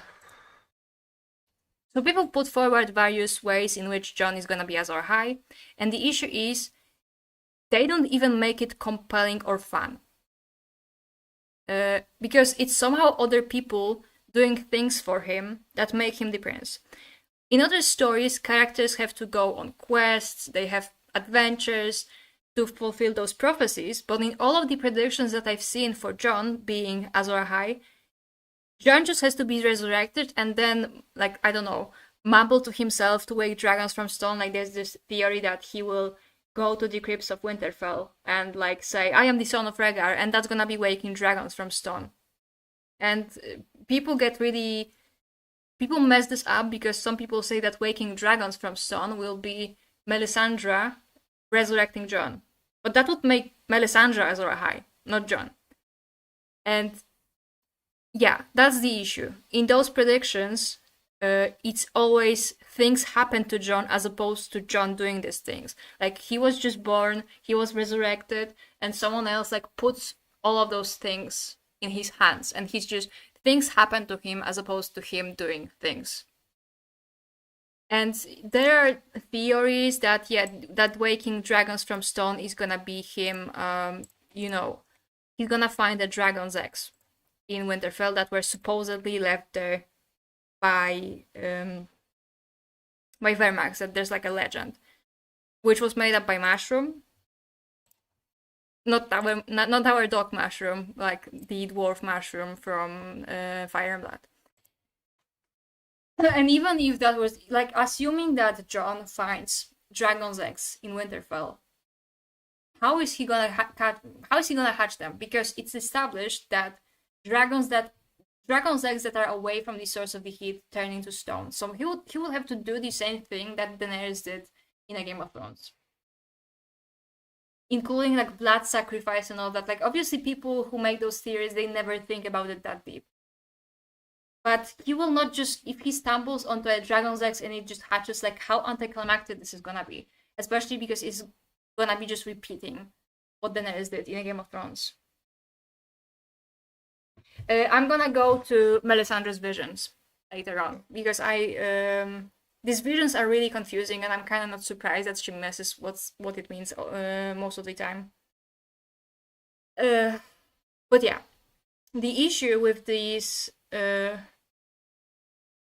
with those theories of Jon being Azor Ahai is that the fandom sort of is Melisandre and Jon is Stannis, in that, Melisandre is like wildly misinterpreting everything, so that she comes to the conclusion that Stannis is Azor Ahai. Like, she's starting from the conclusion and just using confirmation bias to convince herself that she's right.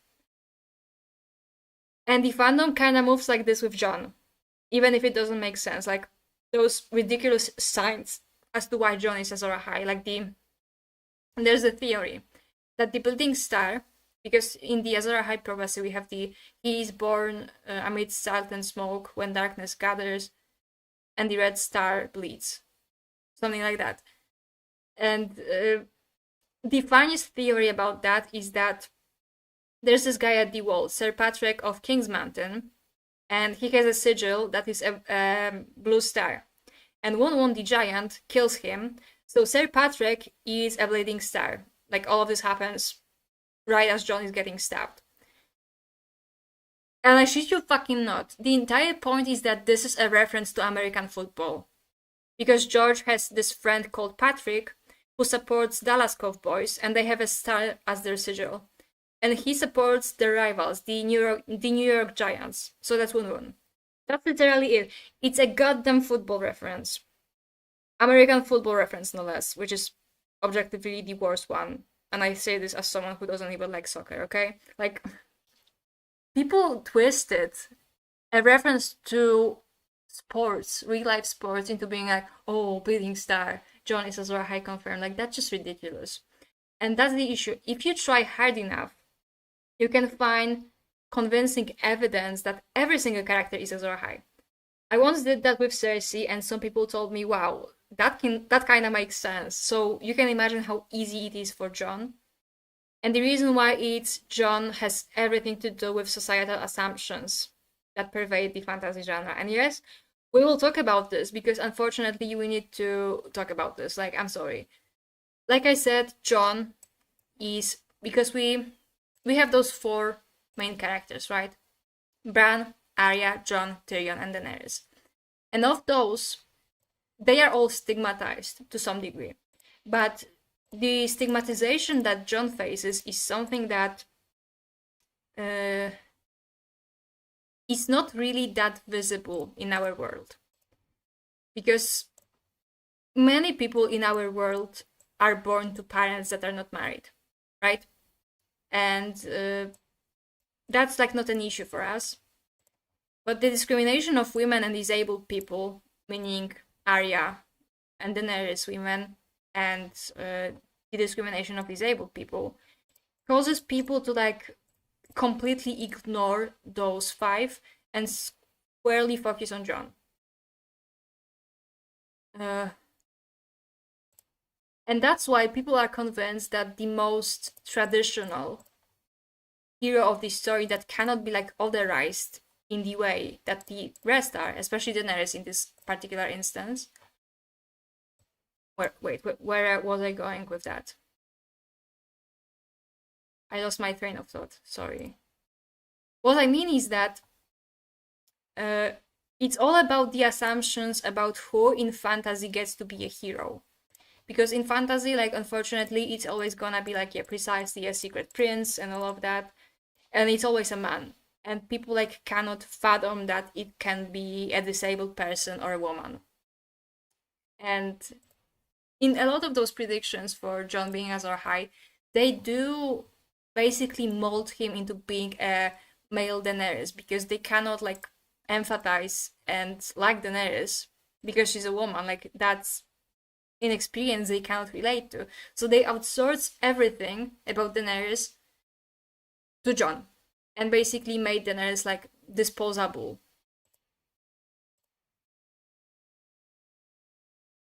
Yeah, we're gonna get to Melisandre. We're gonna get to Melisandre and like how people are super hypocritical about Melisandre as well. So about the multiple Azor Ahai theory.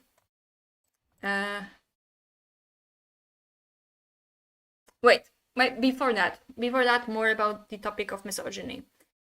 So there's this belief that Jon is Azor Ahai because he's the Song of Ice and Fire, right? That apparently he is the title because he was born to Rhaegar Targaryen Fire and Lyanna Stark Ice. And there's issues with that assumption on its own. Like, I don't think Stark fans realize that being associated with ice in this story isn't good. And Rhaegar like wasn't a particularly, I don't know, fiery person, and Lyanna wasn't a particularly like icy person either. And whatever, besides the point.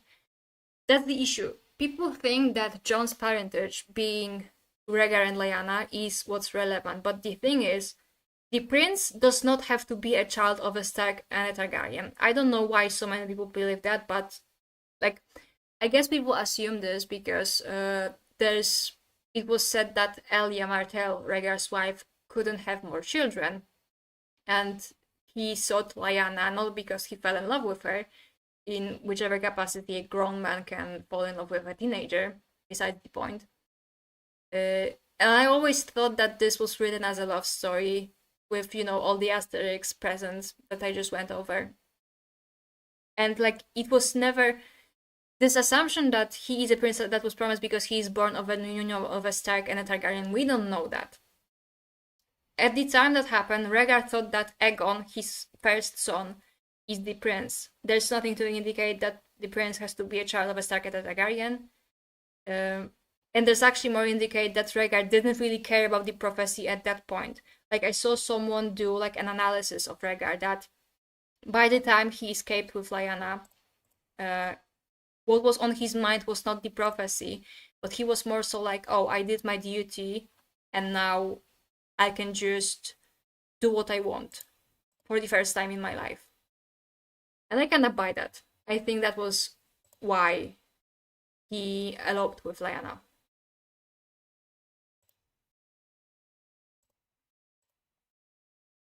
And if anything, he needed the third head, because he believed his son to be the prince that was promised, because in the House of the Undying, he looks at Daenerys almost as if he physically sees her there, and says there must be one more, the dragon has 3 heads. And that's kinda funny as well, because people make this moment of Rhaegar like breaking space and time to talk to Daenerys about Jon. Because yeah, Daenerys went to the House of the Undying only to hear that, oh, it's actually some guy you never even heard about, that's Azor Ahai, and you just exist to tell him that.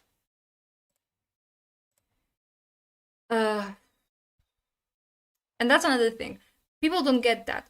Highborn people, princes, kings, and all of that, having mistresses, that's a thing in that world. It's not great, and Rhaegar went about it in an absolutely stupid way, especially given that Lyanna was betrothed, but that's a thing.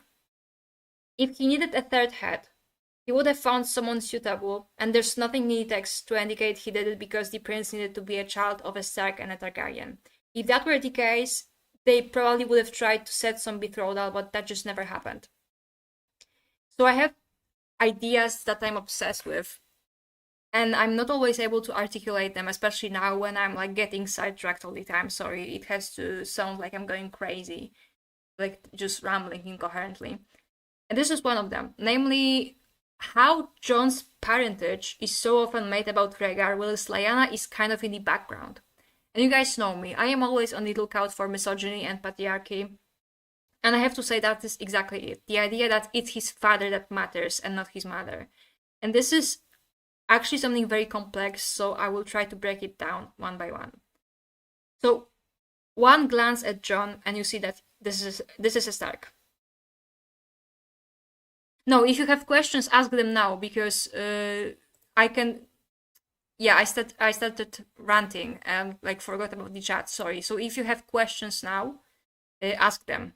We will return to the issue of what Jon's parentage means later. So yeah, questions time.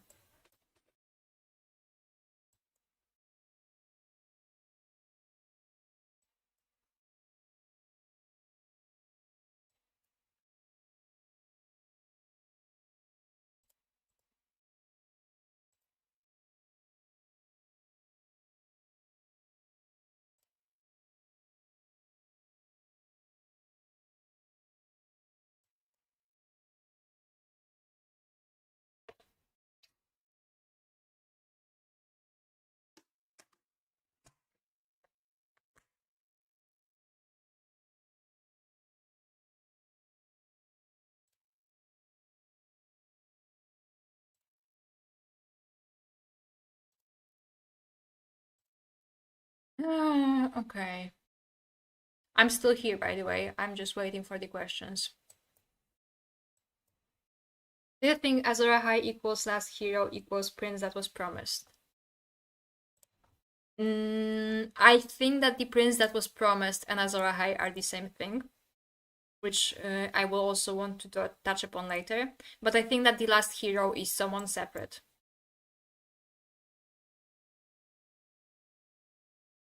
I think the myth of the last hero was created specifically for Bran, which is also funny because you have some Jon fans claim that it's actually Jon that is the last hero somehow. Like, you know, Bran is at present at Bloodraven's cave, but they just cannot relate to Bran, so they think, oh, that means that Jon will go to Bloodraven and become his protege. Like, Jon fans are greedy as hell. They just need him to get everything, like all swords or titles or claims for Winterfell, being Bloodraven's student, all of that. Like, it's crazy. Like, they're just so greedy. Who are the 3 heads of the dragon? I have 2 answers to that. One is the realistic one, and the one is the one I would personally prefer. The realistic one is Jon, Daenerys, and Tyrion. Tyrion, in his sample chapter of The Winds of Winter, he's playing Saivas, like the in-universe chess with someone, and a white dragon piece drops at his feet. Like, that's very straightforward imaginary. He's claiming Viserion, whether you guys like it or not. There's been a lot of Tyrion hate recently, and I understand that, but let's just not lie to ourselves. He is George's favorite. He's getting that dragon. Sorry. And the third head is obviously Jon. But my preferred option, and a totally unrealistic one, as I claimed before, is that Daenerys herself is the three heads of the dragon. Like, all by herself. And I know that this is not very likely, it's just my guilty pleasure theory. Could Jon maybe be someone who is needed to help Dany, like the trope that being the chosen one is not enough? I don't know. I actually have a theory about Jon that I was talking with Feli about. And it's not a new theory, but it's the one that I've started believing recently. And we will talk about it later. Have you heard the argument that because Daenerys is the stallion who mounts the world, Jon has to be Azor Ahai? Yeah. And like I said, I think the stallion who mounts the world is just a Dothraki version of that prophecy, which is obviously Daenerys, though there are some theories that Drogon is the stallion who mounts the world.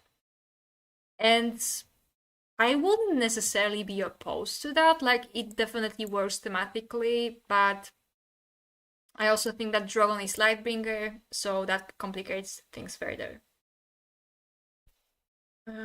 Cash will not for example, it shows against Freddy from Nightmare in Ash's Vulnerable. What does the three heads of the dragon mean? What is the meaning of them in relation to the Prince Azor Ahai theory? I'm not sure.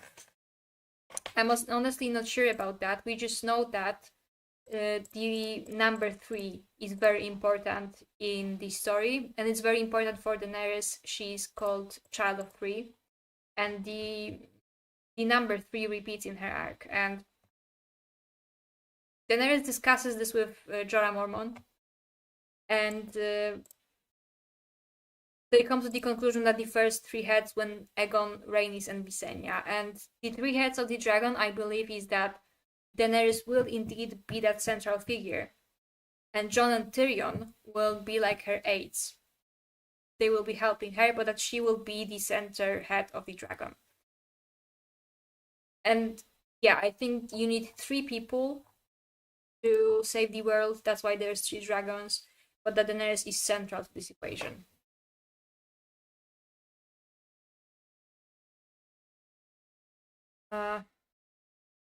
What do you think about this theory that Azor Ahai murdering Nissa is at least a bad aspect to Azor Ahai? Yeah, that is definitely a bad aspect of Azor Ahai, and many people come to the conclusion that this means that Azor Ahai is evil, and I even saw theories that Bloodstone Emperor and Azor Ahai were the same person. And I don't think that. I think that people take those legends too literally.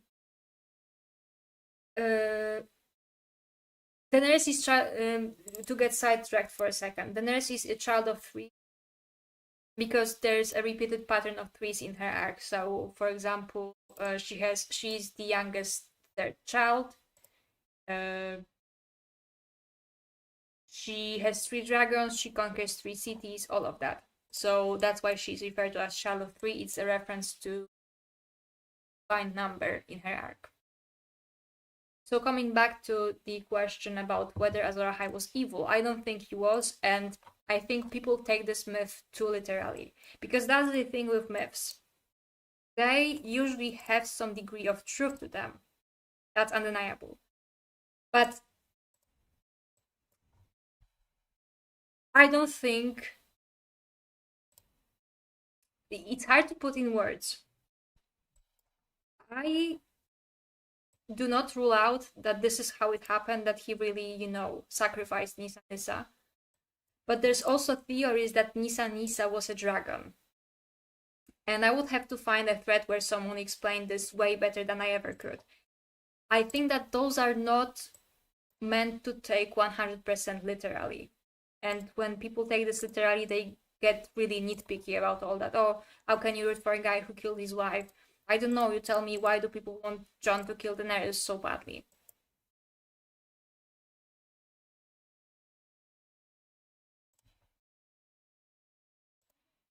No, I don't think Azor Ahai was evil.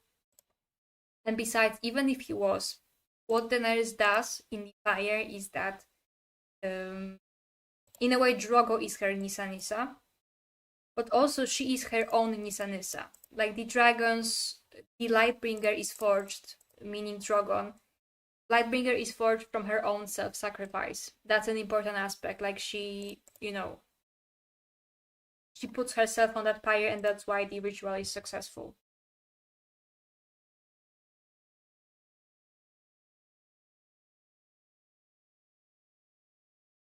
Yeah, I also saw the Azor Ahai's difference will make along the way, and that also pisses me off because yeah, it's just yet another way to like who invited you, man. This sort of situation, like people are just desperate in trying to shoehorn anyone else in here. And no, I think there will be a central figure. And like if Jon did what Daenerys did, there would be no question about like it's just an attempt at downplaying her importance.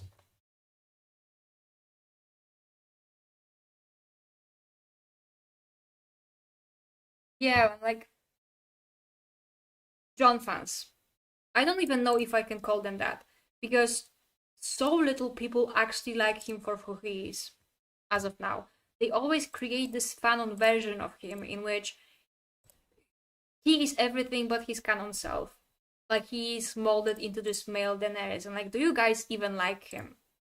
Like, I don't like him, but I feel like I have a better grasp about him as a character than his fans. And here we can swiftly return to the discussion about what Jon's parentage means, and I think it means more to him as a character and a person than it means anything for like great story that is happening. So one glance at Jon, and you see that this is a Stark. This is a Northman. He has the look, he has the religion, he has the values, he has the knowledge, political insight into the North. Basically, he's the embodiment of the North. Like he has the direwolf. Yeah, he's the embodiment. He's the embodiment of the Stark, which is doubly ironic because he's a Stark bastard, right? A Snow. And this is who Jon always wanted to be. He wanted to be a Stark. And the way people treat R plus L equals J as this cheat code that allows Jon to unlock both the Stark superpowers and Targaryen superpowers, but only in the way that it's convenient for the plot. You know, he is Rhaegar's son, so he has a claim for the throne, he can claim a dragon, all that shit. But once it's convenient, he will discard the Targaryen identity and become a Stark again because Starks are evil and all that. This connects to the idea that for Jon, having a Targaryen parent brings all the possible aspects, while for Dany, it is only a source of stigma and the worst things. And Jon can just discard that anytime he wants and then play for the good team. And in this instance, Lyanna only exists to be this purifier of evil Targaryen genes through her good Stark genes. And other than that, she has no significance. She's just there because Rhaegar needed to have a child by a Stark girl because ice and fire, whatever. But there's a reason why Jon is so preoccupied with questions about who was his mother. Because yet he technically thinks that Ned was his father, right? So he has no reason to wonder about that. But I think that he will barely care about Rhaegar. I think this question has always been about precisely for him as a character, for him to know that he was the child of Lyanna, that he was wanted, that he is like her, that he is a Northman after all. That was always my belief about that. Like there's even this idea that once Jon comes back, he's gonna have red eyes and white hair, and as such, he will look like a Targaryen. But what people miss is that he will look like a weirwood tree in that instance, like the trees that are worshipped by the old gods' followers. So, like I said, I always thought that Jon's parentage isn't like a cheat code to become like this wielding sword hero, all of that. It's more about his identity than anything. All right, any questions at this stage? Like, I'm not sure if I'm explaining myself well enough. I need to prepare like more detailed notes for the next time.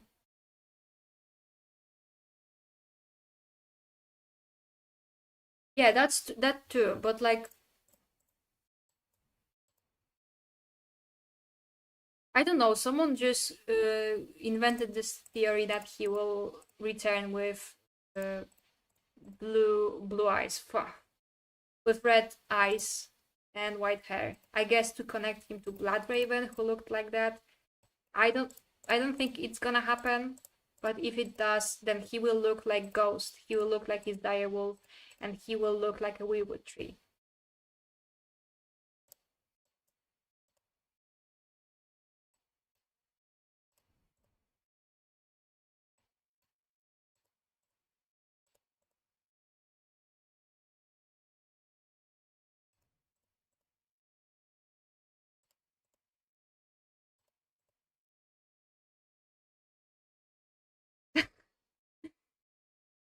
Oh man, that's good.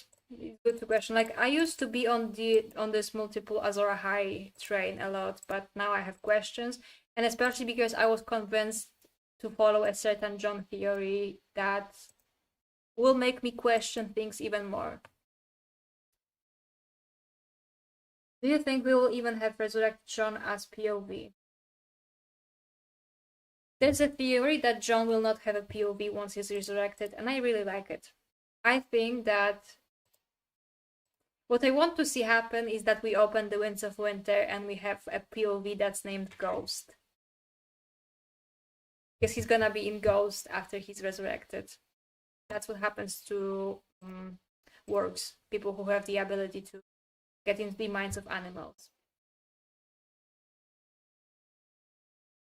Yeah, I also have no idea where that came from, and like it just sprouted out of existence one day, and like everyone is running with it. And like I said, if that happens, he's gonna look like a weirwood tree.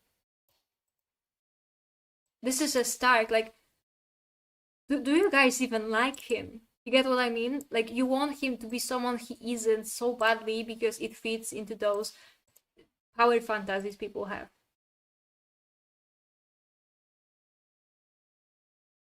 I think he may not have a POV after he returns, but that at some point he will have. And that's a good.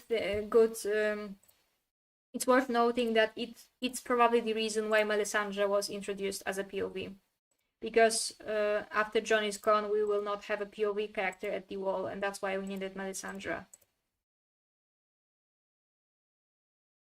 Yeah, but like I'm not talking about his general fans. I'm talking about people who claim to like him, but mold him into a completely different character precisely because they need all of those power fantasies, right? Like, they make him into this Jon, Aemon, Viserys, Jaehaerys, Targaryen, Stark, whatnot. Wielder of Dark Sister and Dawn and Blackfire and every single sword in existence. Like, it's all power fantasies that completely deny who he is as a character. That's what pisses me off.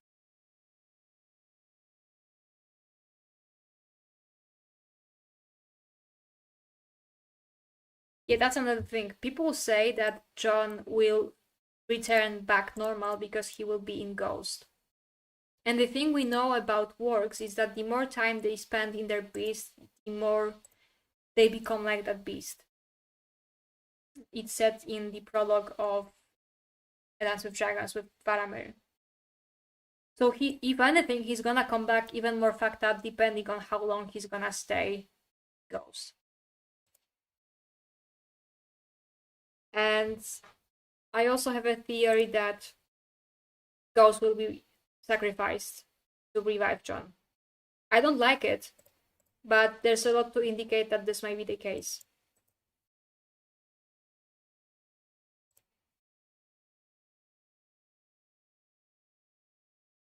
So yeah, about that, Azor Ahai are multiple people. So there's this idea that the prince that was promised and Azor Ahai are two different figures, and that Dany is Azor Ahai while Jon is the prince. Melisandre uses this term interchangeably, but when you point this out, you know what people are gonna say. Oh, you believe Melisandre, because Melisandre is right when it benefits Jon, and wrong when it benefits... Wait, I got lost. Melisandre is right when it benefits Jon, and she's wrong when it benefits Jon as well. So she's wrong when Stannis is Azor Ahai, but everything regarding Jon, that's true. And yeah, so we cannot trust Melisandre when she uses this term interchangeably. But guess what? George R. R. Martin also uses this term interchangeably, and I'm gonna show this to you right now. Wait a second.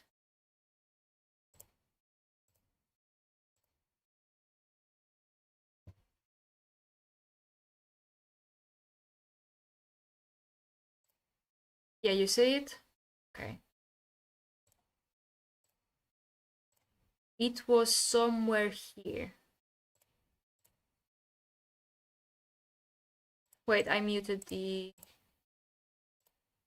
By some divine force. She's been there for a while, and she's been trying to convert Stannis. First, you must give yourself to the Lord of Light. I've said the words. It's very focused on prophecy and on ecstatic visions that are received through communion with the flames. I have seen the path to victory in the flames. She believes Stannis to be a savior figure. There's only one true God, and that's the Lord of Light. So all these other gods that the people of Westeros are worshipping, the drowned god on the Iron Islands, the Seven, the old gods, they're demons.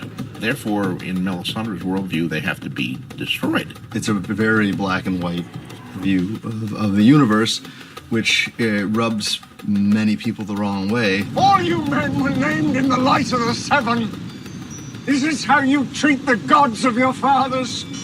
Part of accepting the faith of the Lord of Light is, putting all of the gods aside. Ultimately, Stannis yields to Melisandre's entreaties and puts the 7 wooden likenesses of the gods of the faith to the fire. So burning the idols is getting rid of the 7 and paving way for the new god. And of course, it's not just any god, it's a god of fire. He is discarding the gods that he has worshipped since childhood and accepting the red god and giving himself to the Lord of Light. And in return, Melisandre sees that the Lord of Light gives him a token. Your sword awaits you. Of his role as the prince that was promised by ancient prophecy. And that's the sword Lightbringer. So you see, let's listen to it once more. Let's listen to it once more. Lord of Light. And in return, Melisandre sees that the Lord of Light gives him a token. Your sword awaits you. Of his role as the prince that was promised. He uses the word, the prince that was promised. There we have it. He uses these terms interchangeably. So if you don't believe that it's Melisandre, that Melisandre is unreliable, we can believe what she's saying. He's saying right here that the prince that was promised and Azor Ahai are the same people. Yeah. And now we can swiftly move to Melisandre's visions. So in A Dance with Dragons, Melisandre looks in the flames and has a series of visions. And I will read to you these visions in its entirety.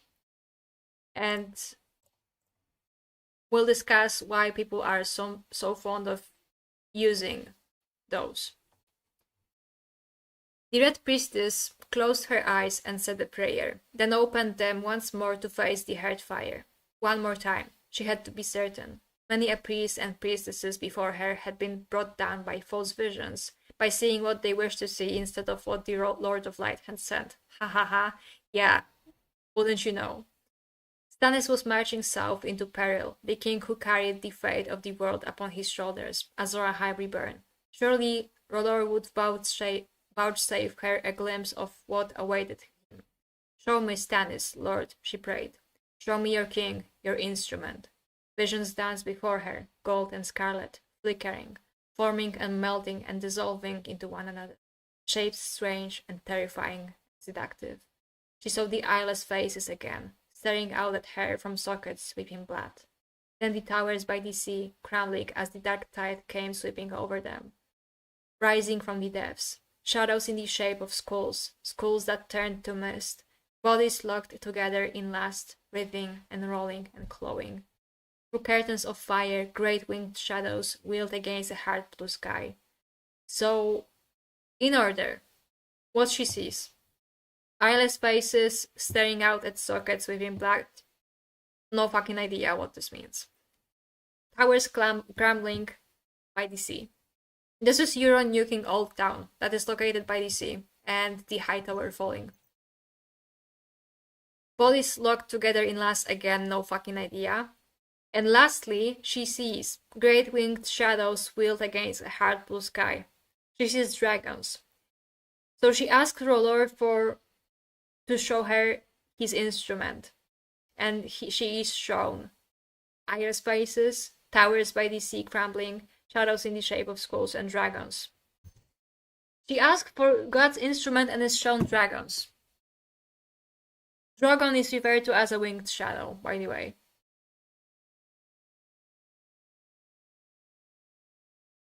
Yeah, that's the thing with George. They take his word as gospel, but then when push comes to shove, they will discard what he's saying, and when he says something that they don't like, boom, death of the author.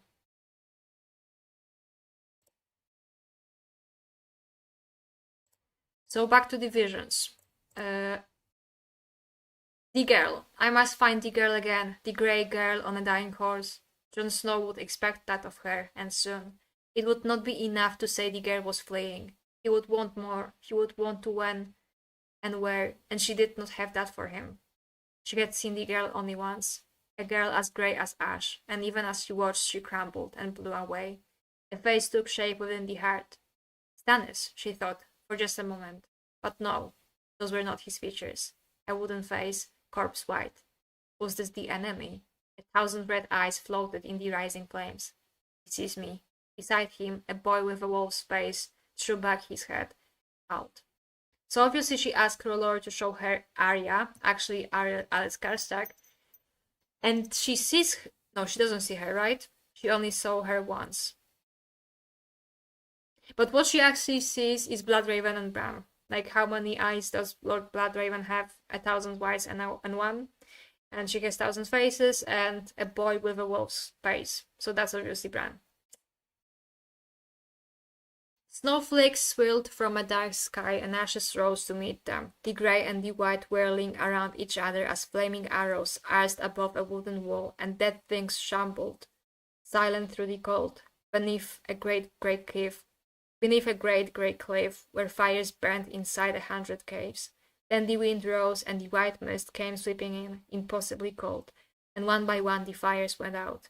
Afterwards, only the skulls remained. Death, thought Melisandre. The skulls are deaf. The flames cracked softly, and in their crackling she heard the whispered name Jon Snow. His long face floated before her, limned in tinges of red and orange, appearing and disappearing again, a shadow half seen behind the fluttering curtain. Now he was a man, now a wolf, now a man again. But the skulls were here as well. The skulls were all around him. Melisandre had seen his danger before, had tried to warn the boy of it. Enemies all around him, daggers in the dark, would not listen. Unbelievers never listen until it was too late.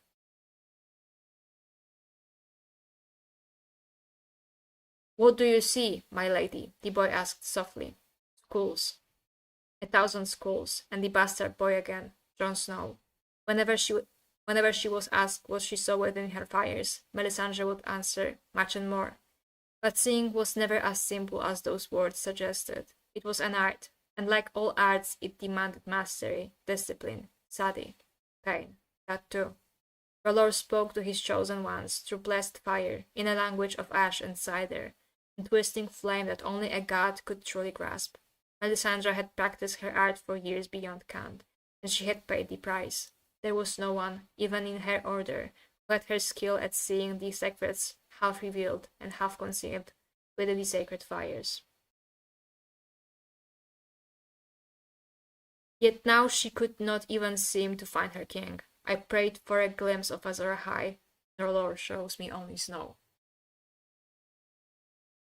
Really, guys? Like, wow. Seriously? Because like I told you, I am kind of insecure about my accent. But if you guys like it, then that makes me very happy. I will definitely put more effort into that. Okay, but back to the I pray for a glimpse of Azor Ahai and Rodor shows me only snow. Like, this has become like basically a thought terminating cliche. You will say, how is Jon Snow Azor Ahai? And his fans will just spam this everywhere. Like, even though Melisandre saw a whole bunch of things and asked about Jon last, when she wasn't shown Stannis, like, these visions are warning her that Jon is about to be slimed worse than Charlie Kirk. He's gonna be in Ghost and then he's gonna be back in Jon. Like, that's what the vision is. These visions are warning her that Jon is about to get slimed. When she asked for the gods' instruments, she was shown death, crumbling tower, and dragons. So Dany's struggle against Euron, who is probably the agent of the Great Other, and Dany, the champion of R'hllor. Congrats, end of story. And you know, R'hllor is evil and scary, and Melisandre is evil and scary too, unless it benefits Jon, right?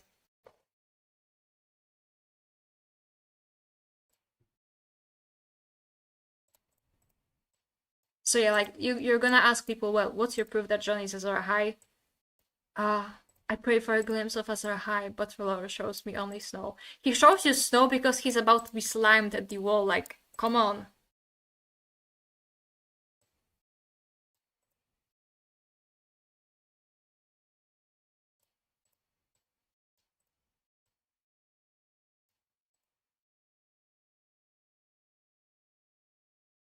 With that Charlie Kirk mention, I probably made it so that I will never be able to enter the US, because I heard that now if you want to enter the US, you need to provide like 5 years of your entire internet history, and they're gonna see that I'm making fun of Charlie Kirk and was doing that on my TikTok as well. I will be denied entry to the US probably. We are Charlie Kirk. No, like, I think those visions, like I said, they are warning her that Jon is about to get popped. Like, he's gonna get slimed. And not that he's Azor Ahai. Like, that's the immediate concern.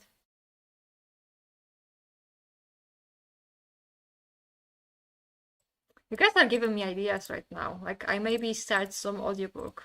Because I really enjoy doing that. I really enjoyed doing the House of the Undying reading.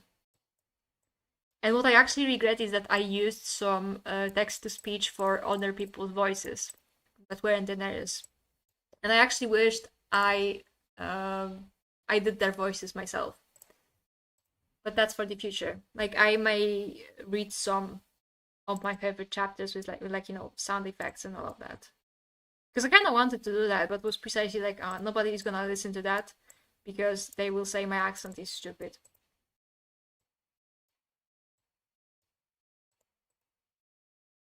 Okay, so I mentioned this briefly, but Jon being Azor Ahai, like in conjunction with Daenerys, or he's gonna be like another figure.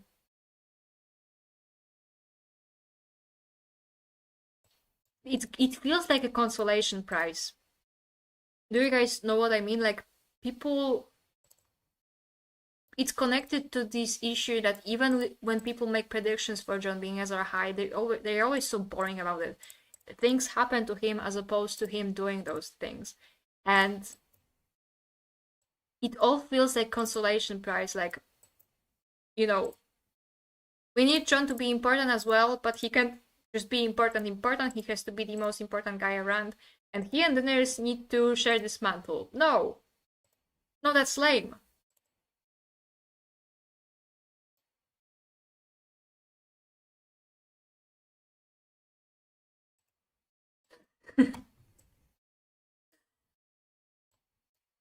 Oh man, like, does that really happen? Do they really? Because I heard of some people who went to the US and had like their YouTube channels checked. And I've been to China, right? And entering China is like very difficult. You go to 5011 procedures, but they do not check your social media. Maybe because they have VPN and you barely can access anything there, but like, that's crazy.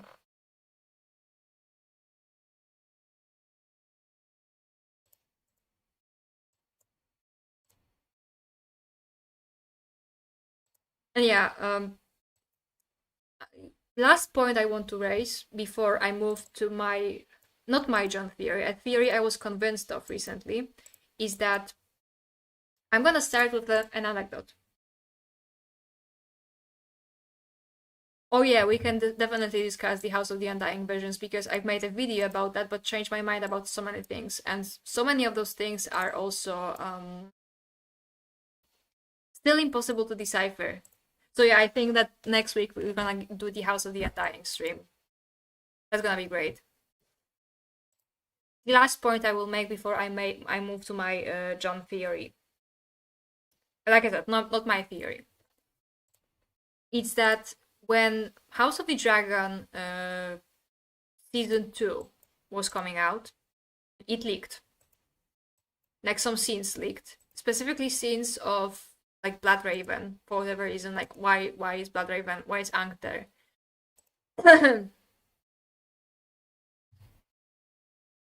And there was this vision of Daenerys waking dragons, right? And people on our free folk crashed the fuck out. Why didn't they show Jon? This just proves that Daenerys was the prince that was promised and not Jon. That just renders his entire character irrelevant. And like, that was funny. But they kinda want the same for Daenerys. They want her character to only exist so that she provides Jon with what he needs to be Azor Ahai. Again, things happen to him as opposed to him achieving those things and like getting dragons, all of that. Like I saw someone on Twitter say that Daenerys is irrelevant, that she is just an egg hatcher. Their words. And that's so revealing. They are upset that if Jon is not the hero, then oh, his entire character is gonna go to waste if he's not this ultimate person who saves the day. But they never have this assumption about Daenerys. Because for them, Daenerys does exist to be one of those people who provide Jon with everything he needs, and then she can just peace out, be killed by him, or just become his disposable wife. You know, that sort of thing. And I'm not standing for that, sorry.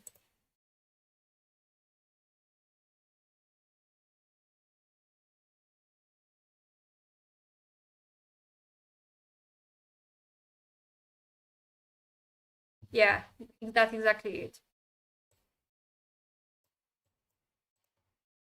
Oh, Jon has to be Azor Ahai because he's most connected to the storyline of others, because he's at the wall, and Daenerys has nothing to do with that. That's another argument. And I also disagree, like, she is very connected to that, just way more mystical, visionary way than Jon. Yeah, that's the thing. That's exactly it. Why, like, all those, I was trying to find, like, actually convincing theories, but, like, mumbling to himself in the crypts, getting dragons because Daenerys gives him dragons, or, like, just finding an echo in Winterfell that's just gonna randomly hatch. That's boring. Give him some adventure to do. Give him some struggle. Give him 3 attempts at forging Lightbringer. People make this so boring. Yeah, exactly. Always if or when, but never is. That's the issue.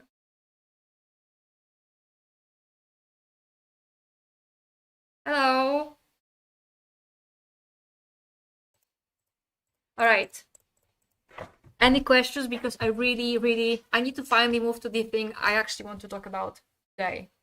Because I have been recently converted to a certain theory that I didn't, like, I did not have any strong feelings about it, but I've been recently converted, and I need to talk about it to you guys. But questions first.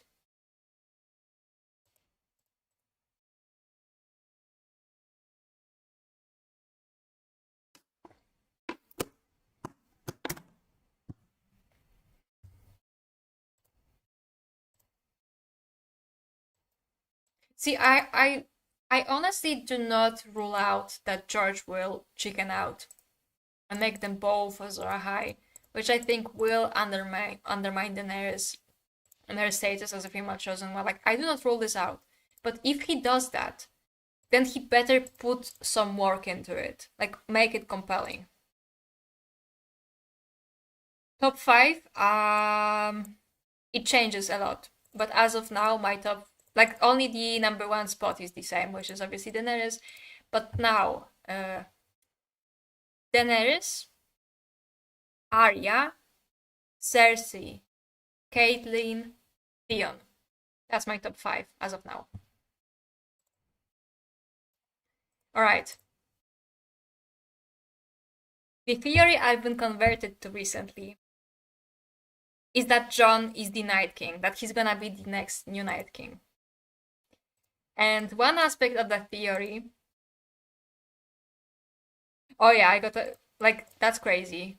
Why is this city called Phoenix? Actually, I can tell... Before I continue with the Night King theory, I can tell you guys about the history behind my name, because that was really funny. So, I've been identifying as non-binary for a while, right? And I was circulating towards different names. And I was also always into astronomy.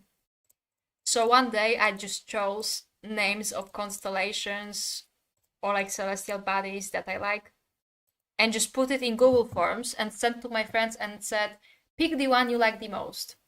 And Phoenix won. And ever since I go by Phoenix.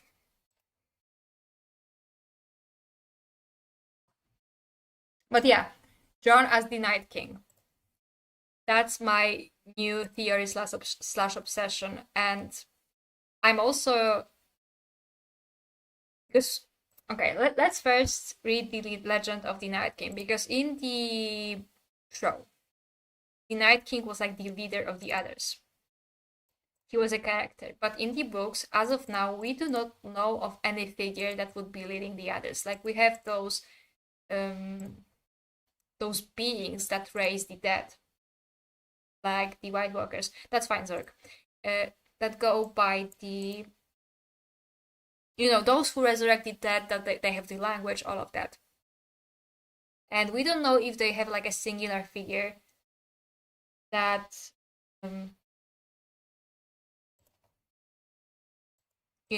But there was a figure of the Night King who was a legend from the Age of Heroes, I believe. So now, let's put some of my readings out loud skills to practice.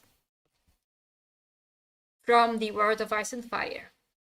Yet over the thousands of years of its existence as the chief seat of the Watch, the Night Fort has acquired many legends of its own, some of which have been recounted in Archmaester Harmion's Watchers on the Wall. The oldest of these tales concern the legendary Night's King, the 13th Lord Commander of the Night's Watch, who was alleged to have bedded a sorceress, pale as a corpse, and declared himself a king. For 13 years, the Night's King and his corpse queen ruled together before King of Winter, Brandon the Breaker, in alliance, it is said, with the king beyond the wall, Joramun, brought them down. Thereafter, he obliterated the Night's King's very name from memory. Bran wasn't so certain. Night Fort had figured in some of Old Nan's scariest stories. It was here that Night Kings had reigned, before his name was wiped from the memory of man. The gathering gloom put Bran in mind of another of Old Nan's stories, the tale of Night's King. He had been the 13th man to lead the Night's Watch, she said, a warrior who knew no fear. And that was the fault in him, she would add, for all men must know fear. A woman was his downfall. A woman glimpsed from atop the wall, with skin as white as the moon, and eyes like blue stars. Fearing nothing, chased her, got her, loved her, so her skin was cold as ice. And when he gave his seed to her, he gave his soul as well. He brought her back to the Night Fort, and proclaimed her a queen and himself her king. And with strange sorceries, he bound his sworn brothers to his will. For 13 years they had ruled, Night's King and his corpse queen, till finally the Stark of Winterfell and Joramun of the Wildlings had joined to free the Watch from bondage. After his fall, when it was found he had been sacrificing to the others, all records of Night Kings had been destroyed, his very name forbidden. Some say he was a Bolton. Old Nan would always end. Some say a Magnar out of Skagos. Some say Amber, Flint, or Norway. Some would have you think he was a Woodford, from them who ruled Bear Island before the Iron Man came. He never was. He was a Stark, the brother of the man who brought him down. She always pinched Bran on the nose then. He would never forget it. He was a Stark of Winterfell, and who can say? Perhaps his name was Brandon. Perhaps he slept in this very bed, in this very room, sorry. So, I think the name of the Night King was Jon Snow. And the reason why I think that is because when Jon meets Ygritte for the first time and introduces himself, Ygritte says that it's an evil name. And in the initial pitch for A Song of Ice and Fire that George R. R. Martin has shown to his publishing house, Bran and Jon were supposed to be enemies. And with whom does Bran share his name? With Brandon Stark, who cast the Night King down. And I think Jon will be the Night King. I'm very... this theory opened my third eye, basically. But one thing I disagree with regards to this theory, is who is going to be the Corpse Queen. Because people assume it's gonna be Val, like the Wildling Princess, because she has blonde hair, pale skin, and all of that. I think Melisandre is going to be his Corpse Queen. And I think I showed you this in the last... in the last stream. But George R. R. Martin has commissioned this sculpture of Melisandre to give her this color scheme.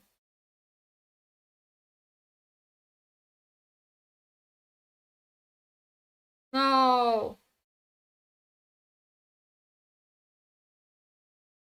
But okay, we will talk about what we're gonna talk about for the next stream after we finish this. So yeah, this may mean absolutely nothing, but George R. R. Martin commissioned a sculpture of Melisandre with this color scheme. And I am not sure how that's gonna happen precisely, but I think that the moment Melisandre resurrects Jon Snow, she will give him her flame and will turn into a Corpse Queen. Or she will be like an inversal of the Corpse Queen, because she's the very opposite of the Corpse Queen. She is always warm and all of that. And yeah, I think the name of the Night King was Jon Snow. So what do you guys think?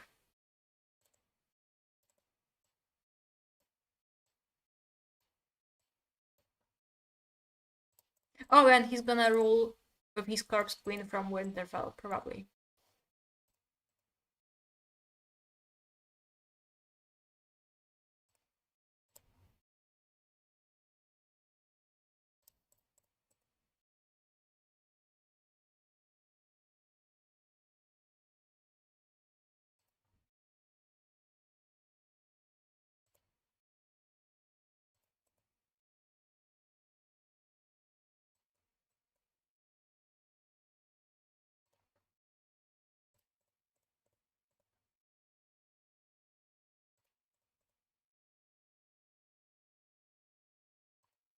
Yeah, people say that Stannis is gonna be the Night King, and I never understood the reasoning for that.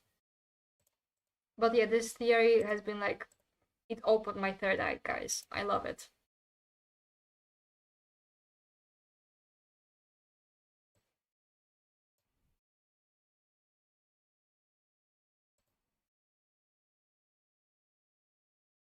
I hadn't, but I know James. So I will watch it. Because he posts videos every day. I don't know how he does that, but I need his powers. I think the Night King might have been put under the spell of the Night Queen. because he was doing like human sacrifice, and it's mentioned that she was a sorceress. So it may be that the Corpse Queen put a spell on him so that he does her bidding. Yeah, I also thought that, and I also wondered how that's gonna factor in the romance between Daenerys and Jon. If she's gonna free him from this curse, like what she's gonna do.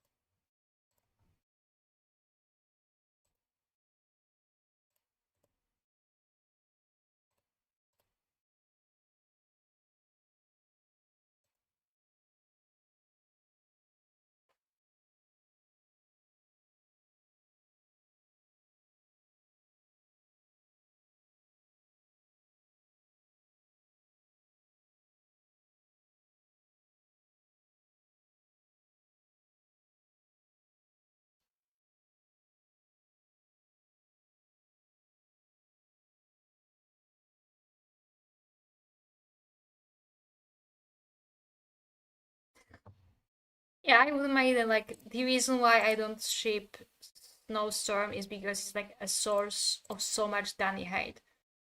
And like I had some fellow Daenerys fans like basically act like I'm a traitor for not shipping that. But I have like very good reasons to not ship that, and besides, I'm just kind of not into shipping in general, you know. Yeah, platonic, not plutonic. Plutonic, like plutonic execution. Man, come on. He doesn't deserve that unless he does something really fucked up with his corpse queen. Alright, I feel like the stream today has been all over the place, and I'm sorry about that.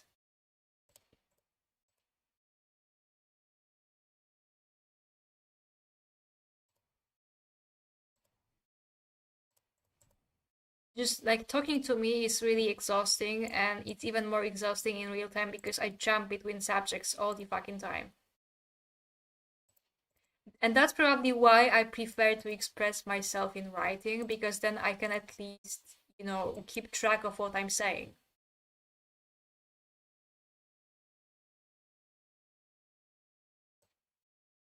And we're gonna be finishing in 20 minutes. So if you have any insights / questions / observations about what we talked about or anything else, really, now's the time.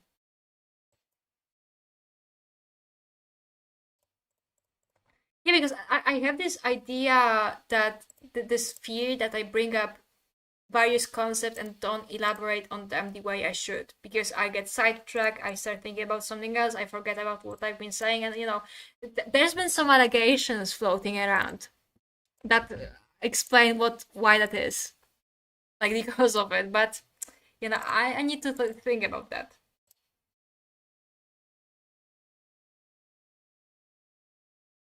Yeah, why was he saying that?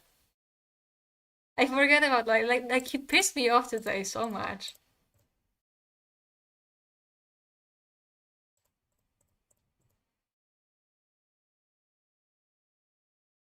Yeah, the game is developing nicely as well. Like, I was wondering if maybe I should make theory and discussion streams on another day, or just stop playing the game on streams and finish it myself. But honestly, if I hadn't had the moral support, I would have turned off the game like so quickly, because making decisions not my forte.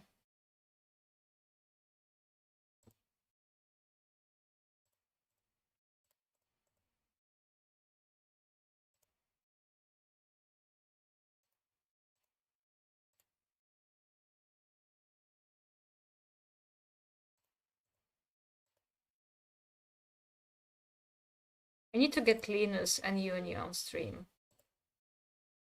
But the issue is, recently reaching them is like sending a postal pigeon. I really, really want to do the talk about the stream about class struggle in Westeros, because that's gonna be amazing to discuss, and I will not be able to do it full justice by myself. Um, Technically, no. But you know how it is with neurodivergent people. Like, they flock together. And for whatever reason, I've met so many of them over the course of the years. And all of them were telling me, girl, go get diagnosed. Like, especially, I think I told you guys about this. That I was seeing this guy. And he was, like, practically begging me to try out his ADHD meds. I said no, because I will not be taking medication that, the doctor didn't approve. But, like, now I'm kind of curious what would have happened. For the next stream, we can either talk about the House of the Undying, but if you say that you won't be able to make it, then we can move it to another day.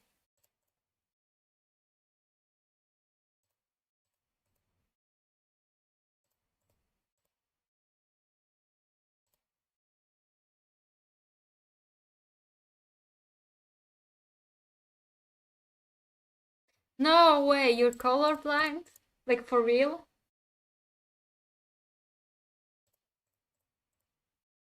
Like, I can see some possibility of me having ADHD, but, like, about autism, I am very skeptical.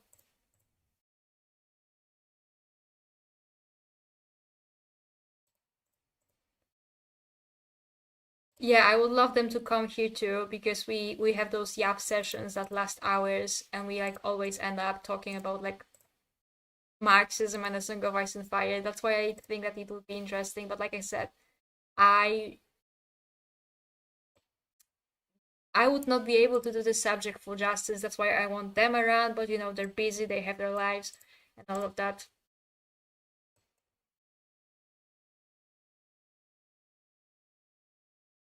Like, I pitched the idea to them and they were open to this, but it's one thing to pitch the idea and another to see it to fruition.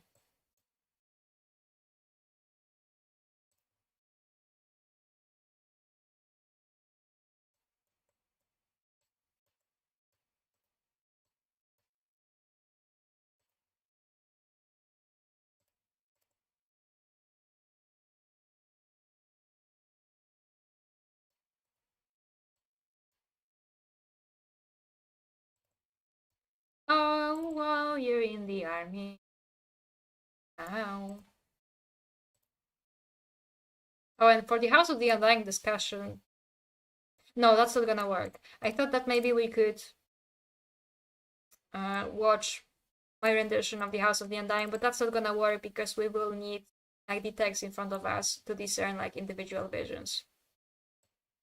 And it's kind of long, so it would take a long time to go through all of it.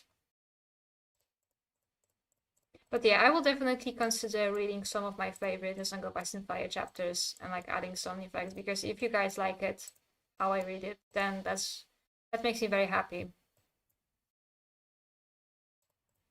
Right, I realize I'm still showing Corpse Queen Andrew. Here's the fan art of the Night King.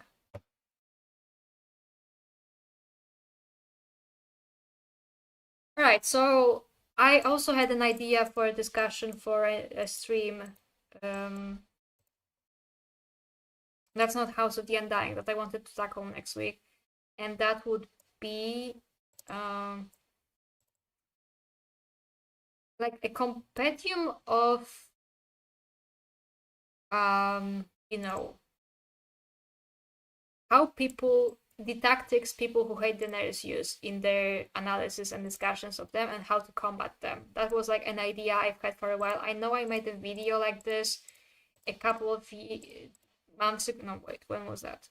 It was a while ago. Doesn't matter. When I was, like, debunking, like, individual arguments, but I think it kind of doesn't make sense because those new arguments appear every day. So what makes more sense is to get into, like, the tactics they use, because then it's easier to, combat them.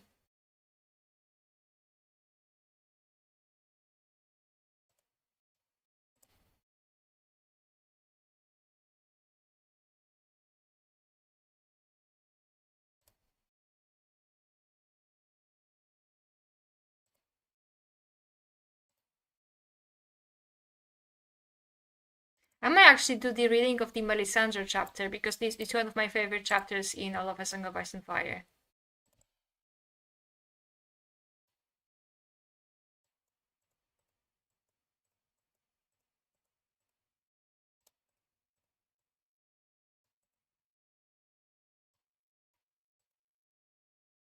Hey, it's gonna get like 800 views, but I don't care. I'm just having fun.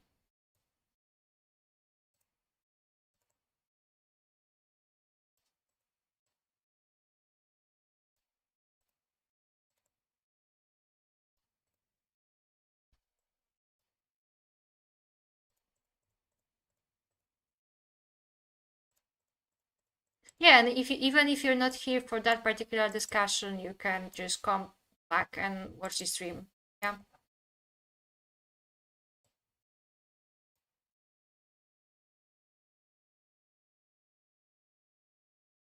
Ideas.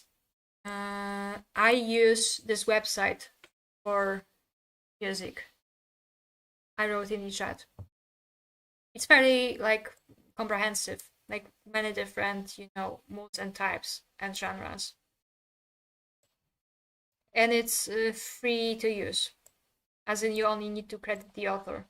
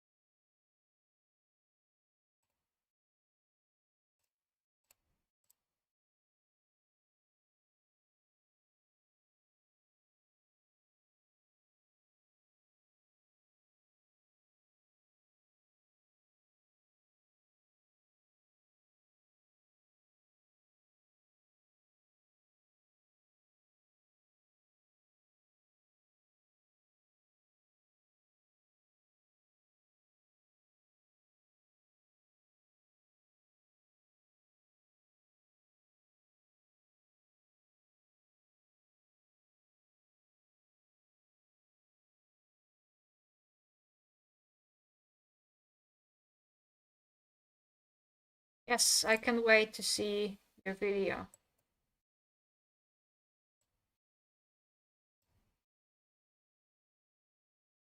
I'm thinking about you showing the Fats your Yu-Gi-Oh videos, and I'm laughing.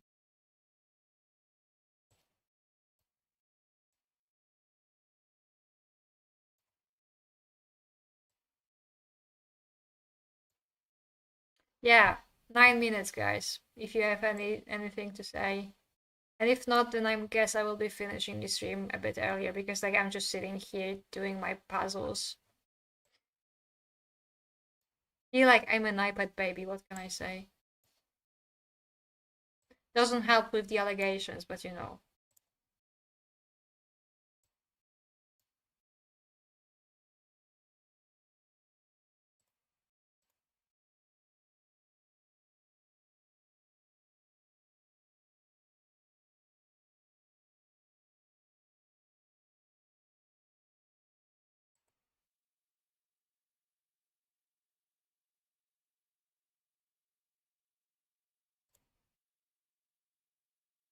Alright, nobody has to say anything, then I guess I will be finishing. I really want a cigarette. At least today I didn't start coughing. I guess my voice is getting stronger. Even with those streams, I'm just kind of, figuring everything out. I try to make these streams better with each one that we're trying out.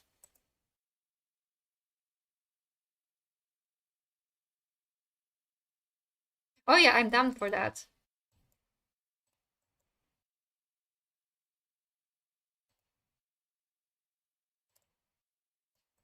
I've never been interviewed, so that can be interesting. Phoenix, before you end, I just want to say I love your contribution to the community and everything you've done even outside of it, and I genuinely believe you've helped me with bettering my arbitrary analysis. Oh, thank you. That's what I wanted to do. I'm happy that it worked. Like, I like doing these streams because I'm kind of happy that only like 10 people at most come here, because if it was more people, I would probably get overwhelmed and stop. But now it doesn't feel like I am streaming, but it's more so like we're at a party and just talking in the kitchen, because in the kitchen there's always like philosophical discussions happening in the kitchen. I don't know if this is also something that you guys experience, but yeah, I definitely enjoy it, and I'm happy that you enjoy it as well. I hope to continue. Oh yeah, that's a big one. Read books. I don't read enough books. I'm mad at myself for not reading enough books.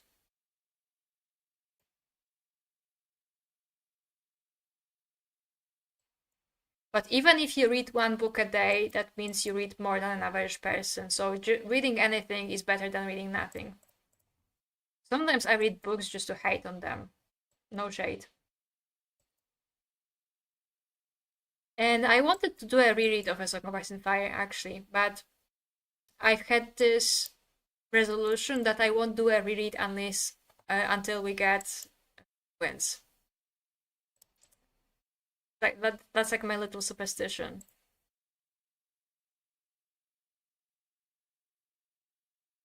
Oh, you know what? Actually, the last book I've read was The Long Walk. And that was a while ago, like, unfortunately, because I often start reading books and then don't finish. So I don't count them as reading, unfortunately. God, 5 books, I wish.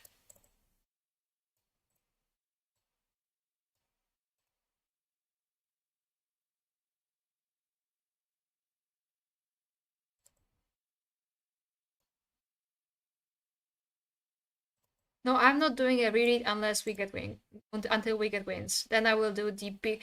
Oh, actually, I had this idea that when George R. R. Martin announces wins, I'm gonna do like a little series of pre-wins reread, and like that's like my little superstition that makes me, feel that he's gonna release it, because I do believe he will. It's just that it's like my little superstition. Like, it's hard to explain. It's like a little belief that I have that I just need to wait for a reread before with his announcement of wins.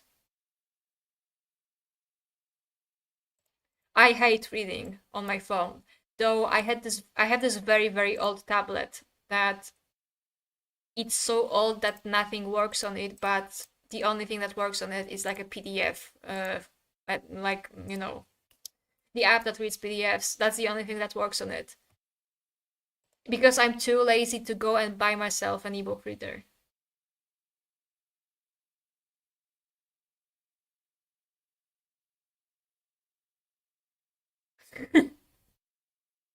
Yeah, like, I actually did enjoy how they changed the ending of The Long Walk. I feel like it was not they were equally impactful, because Stephen King has this issue that his endings kind of suck out of the time. But I think the ending of The Long Walk was perfect. It was perfectly like symbolic. You can get anything out of it.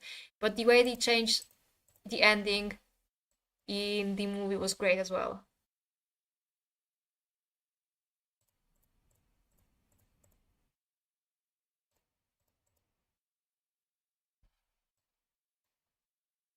And also the music that plays,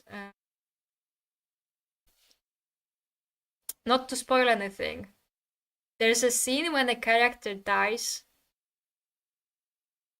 and screams, "I did it all wrong." Okay? I'm not saying who this is. And the music that plays in that scene is just it's so heart-wrenching. It's horrible.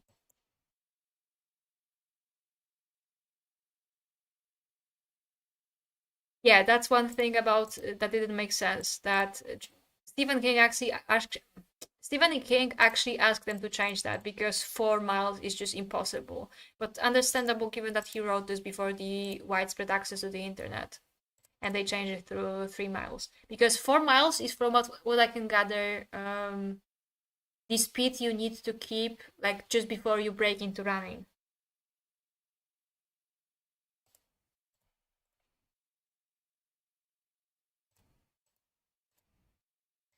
And about that, the music that played, that I'm speaking about, I'm writing my own story, right?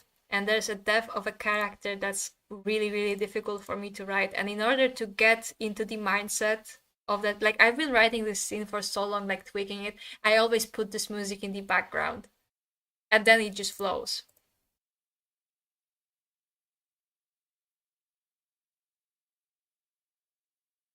All right, guys, that will be the end of the stream. Thank you for coming. Thank you for being moral support in the horrible thing that is making decisions. And I will see you guys around in the next week. As I said, we are moving the discussion from about the House of the Undying for some other time so that Syntoras can participate. And yeah, next week we are talking about tactics used by the Neresantais and how to combat them. So thank you for coming once again, and see you around.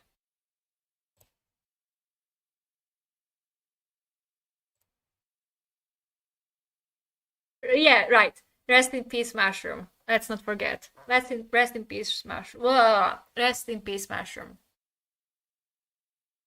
L in the chat.